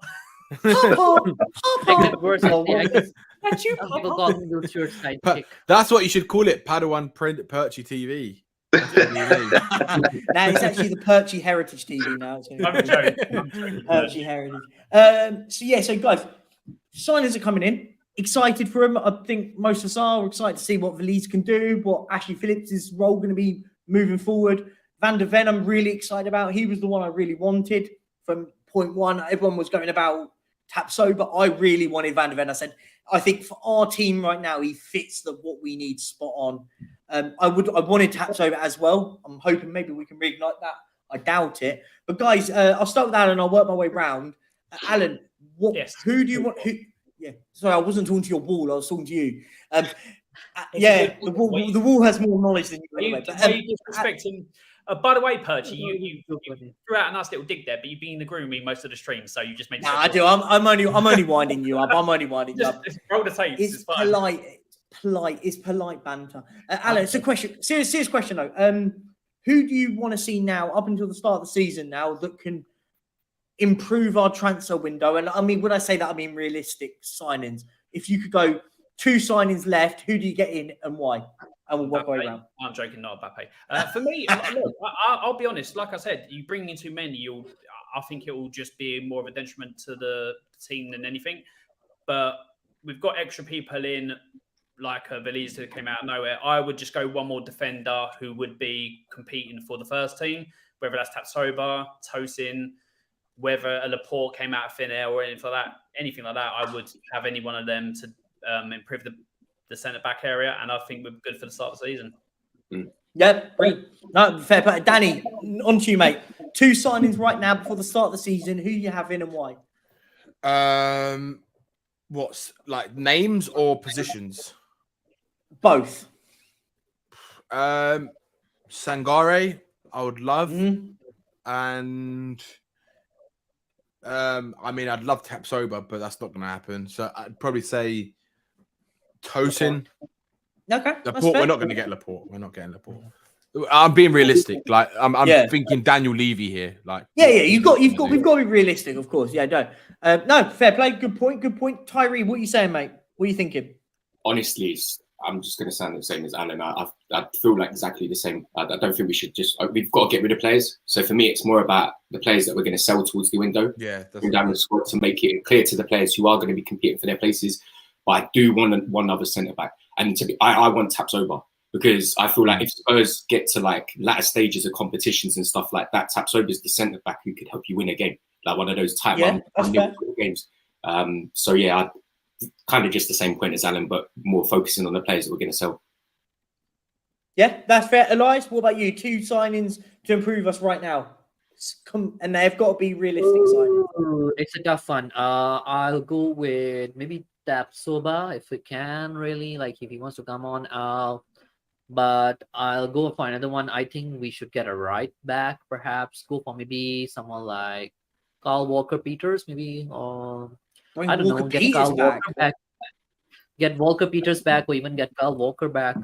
I think we need to improve on the right back situation as soon as possible. Because even on your left, maybe you can still play Mickey 1-1 as like a left back, but right back, I think you'll struggle. Yeah. So Daniel's saying Sanchez and Rodon have been shipped off. Is that confirmed, Daniel? Let me know in the chat. Wow. Yes, I feel like giving away something if that's true. No, he's saying he wants them shipped off. Yeah, I'm assuming that. I don't think that's confirmed. I'm assuming that's just what you want. I get that. Agreed. Phil, who do you want in and why? It has to be a number 6 for me. I don't think we've got a ball-winning midfielder in there. You know, like a Kante type midfielder. Yeah. Kesse was my number 1, but he's going to Saudi. I would be inclined to go for Phillips. You know, Calvin Phillips. Yeah. I think that's he not might bad be. shout. I think he might be surplus to requirements at City. So I don't know how much he would be. Maybe around the 40 million mark, maybe, but it might be a bit priced out for us. But he would be the one I would go for in the number 6, and Tapsoba, like Ty said. I don't think that's out of the question yet. I think if we can get the players out, which is equally as important in getting players in, we might be able to have the funds for Tapsoba. So it'll be Tapsoba and Phillips would be my picks. Okay, that's fair enough. Who would I go for? I think Tosin Adebayo is more realistic than getting Tapsoba. I think Tapsoba stuff's done with. I'm going to go a little bit left field. I think I want us to sign Gift Orban for me. If it was me right now, I would go all out and buy this young lad. I think this young lad is an absolute talent. Is that even if Kane stays, Perchy, or is it? Even if Kane stays, even if Kane stays, we should be all over this lad. Even if we sign him and say Kane stays, we loan him out somewhere for a year to play week in, week out. I haven't got a problem. Trust me, if you don't know about this kid is going to be big news. I'm putting it out there. Alan, you can shake your head. Trust me, he's big, man. He's big. I'm shaking my head at a comment. I'm not. I was going to say, I was like, what's all this? No, but I think if anyone watched him for Bruges, it's not against, sorry, not I'm thinking of someone else. He was against last season. And this is a kid, by the way, that came. I think. Huh? I think it was a Turkish team in the Euro Conference League. Oh, he just tore. Ripped him apart. Like it was in 3 minutes, like a couple minutes. Didn't he get a hat trick? Yep.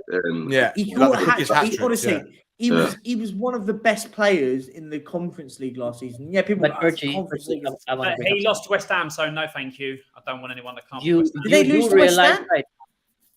I'm taking a pick. Oh, this is fun. I'm joking. No, I wasn't sure if he actually did lose to him in the stages. I think. Hello, you saying?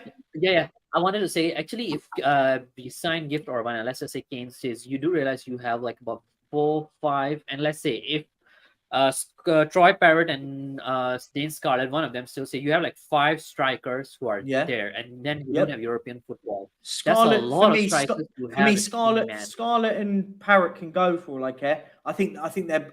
I'll be honest. I think they're both so average. Troy Parrott can't hit a barn door in League One, and let's be honest, like Dane Scarlett didn't really turn up trees in League One at Portsmouth last season. So he was at Portsmouth last year, and he wasn't even getting game time by the end of it. I mean, he scored a couple of goals, but he weren't pulling up. Like you would expect a player of that level now to be going into a League One side and being the best player on the pitch. He wasn't even that. He was barely playing. So for me, if it was me now, cut your losses, let him go. Troy Parrott for me has to go. I don't know how we still got hold of this kid. I think he has to go. The hype around him was absolutely madness, and he's been to how many clubs has he been to and not scored goals? Then I hear the nonsense that look what happened with Harry Kane. It was a massive. Harry Kane was the anomaly in the argument. Harry Kane was the anomaly that didn't do very well on loan, then came in and worked well at the club, and then became. What comment is it, Alan? I'll pin it for you. Come on, which one? No. It's Alan is getting trolled in the chat. Proud to be a Geordie. He literally is changing his name, so he does it all the time. Which one is it? Alan's mustard. Proud to be a Geordie. Is that proud to be Geordie? Yeah, I see. Between the two. Now I know who you are. Yeah, and it's proud to be a Geordie. He comes back later on by saying that Alan Mustard Wall guy is very strange because he put this chat. It's not me, by the way, guys. I get blamed for being a troll very often. Yeah, go. I was going to say, if there was a guarantee that Tottenham would sign Gift Orban and say a Tapsoba and maybe a number 6, if it meant selling Harry Kane and Højbjerg right now, I'd be all over that. Because Gift Orban is what I've seen of him. This kid is special, man. He is special. He is going to be big. If we sign 3, if we sold Harry Kane but signed, use the argument. We signed Tosin Adebayo, Sangare and Gift Orban. 100%. 1,000,000%. That is, I'll be honest, that's one of our best in a long time. I'll put it out there. 1,000,000%. I'd be all over that. I think that's good business, and that just shows a little bit of progression. Because what you've then got there, what you've got is a good collection of strikers there. Veliz is a bit of a tall unit, come off the bench, big kind of striker for a 19-year-old. And Orban, who's young, tricky, technically gifted. Rapid. And then you've got the likes of the experience of playing a Heung-min Son down the middle, which I would, by the way. If we sell Harry Kane, Son down the middle, Solomon and Kulusevski on your wings, and then what you've got there is you haven't got that divine desperation about with getting goals from one player. You're getting goals all around the team, and I think that realistically is the best way we can operate. For me. Anyone else think that that would be good business? Yeah, I'll take him. Yeah, and then the final one is because obviously Adrian, big up to him, was on earlier, but he mentioned yesterday, he was on my show yesterday, and he said we need to offload some foreign players, just because of quotas and stuff. Yeah. If you would, I think we worked out about 2. If we signed 2, we have to offload 4, I believe. I think we're basically 2 over. It's worked out to be. So if you had to offload 4 players, who are you offloading right now? So if I was to go road, well, it'd be more than 4, but if I was to go 4, you got to bear in mind they have to be non-homegrown players, I believe, if I'm right in saying. I might have got that wrong. Well, then you got a bit of a problem there. So if I was to say 4, okay. So I think it's easy. Sanchez would. Yeah, Rodon is a homegrown player. He played for Swansea. Yeah, no, that's why I'd come back from Rodon. So it'd be Sanchez, Lloris. I don't know who else would be. Højbjerg. Oh, there'd be people. Eric Dyer is not. Eric Dyer. Dyer is not homegrown. You said Eric Dyer is not homegrown. He's not homegrown. Eric Dyer is not homegrown. Came through Portugal. He played for Portuguese team. Yeah, I'll drop kick him out of the club anyway. So Dyer, Lloris, Sanchez, and who was the other one I said? I said another person. Ndombele, surely has to be in that. Ndombele, yes. Who the fuck did I say? I can't recall. Oh my god, I'm having Stop swearing! I want to be monetized. Honestly, I'm gonna start effing and blinding soon just to ruin it. But no, hopefully we're so far down the line we might be okay. I don't know what, because literally on my streams, every other word's an F-bomb and nothing. You don't get the yellow marker. Oh man, even if I say F, I'm adamant that I get a yellow marker. No, But it's so normally if because it's in you the do it beginning like of a videos. lot, then you do get it. If you do it like once, No, I or seem to twice, get it. I get it if I think a swear word, YouTube. Maybe Bye, Alan. once you go Bye, over Alan. 10,000, or maybe I don't know. It is mad. Danny, as Alan's decided not to answer the question and run away because that's what happened, he's literally looking for added time. Go on, mate. You're in. So we're doing 5 players that you would sell, or Four non-homegrown players that you would get rid of if it's sell, rip up. It doesn't matter what we do, but 4 to get rid of right now. Ndombele, Yep. Lloris. Yep.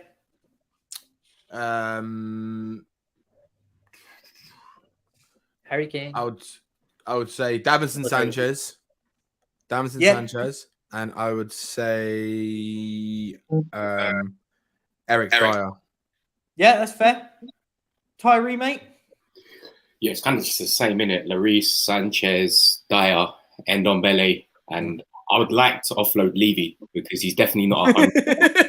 Big up. Yeah, Levy classifies as homegrown. Unfortunately, Levy's the number 1. Levy in the prison with Joy Lewis. Yeah. Go on then, Elias. Give me your 4. I'll go with Sanchez. I hate that guy. I'll go with the other one, Emerson. I think I'll like to upload him as well and get someone else. That's gonna divide. Yes, really? Emerson. Right now? Yes. We need. Yes, I'll be honest. right now. I hate that guy. Okay, let's not go there. Let's not go there. I want to ask the question why though, because you've got to think about it right now. Right now, you've got to think about it. We've got Pedro Porro, who's not a right back realistically, and then you've got Emerson. Jed Spence hasn't had a look in it pre-season, so for me, I think Perchy, that guy has a very limited potential or very limited ceiling. Where I agree with that to a certain extent. Anyway, Karen, this is your fault.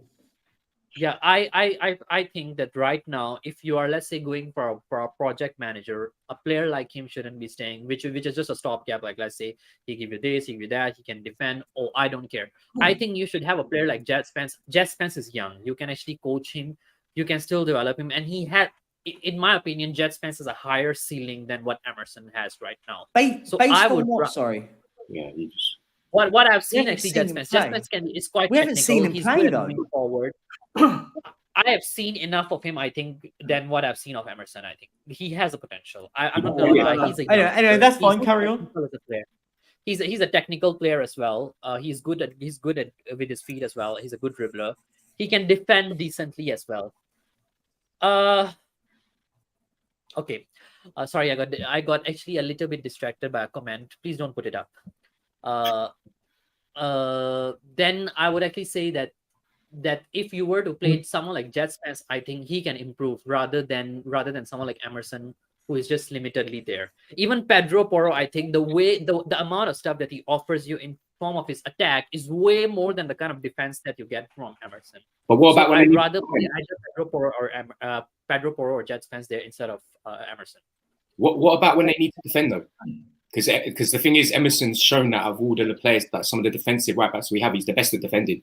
And if you got to remember, sometimes it's great to have players that are good at going forward, but right backs and left backs, the first thing that you should be good at is defending. If you can attack, that's a bonus. And I agree. Look at Trent.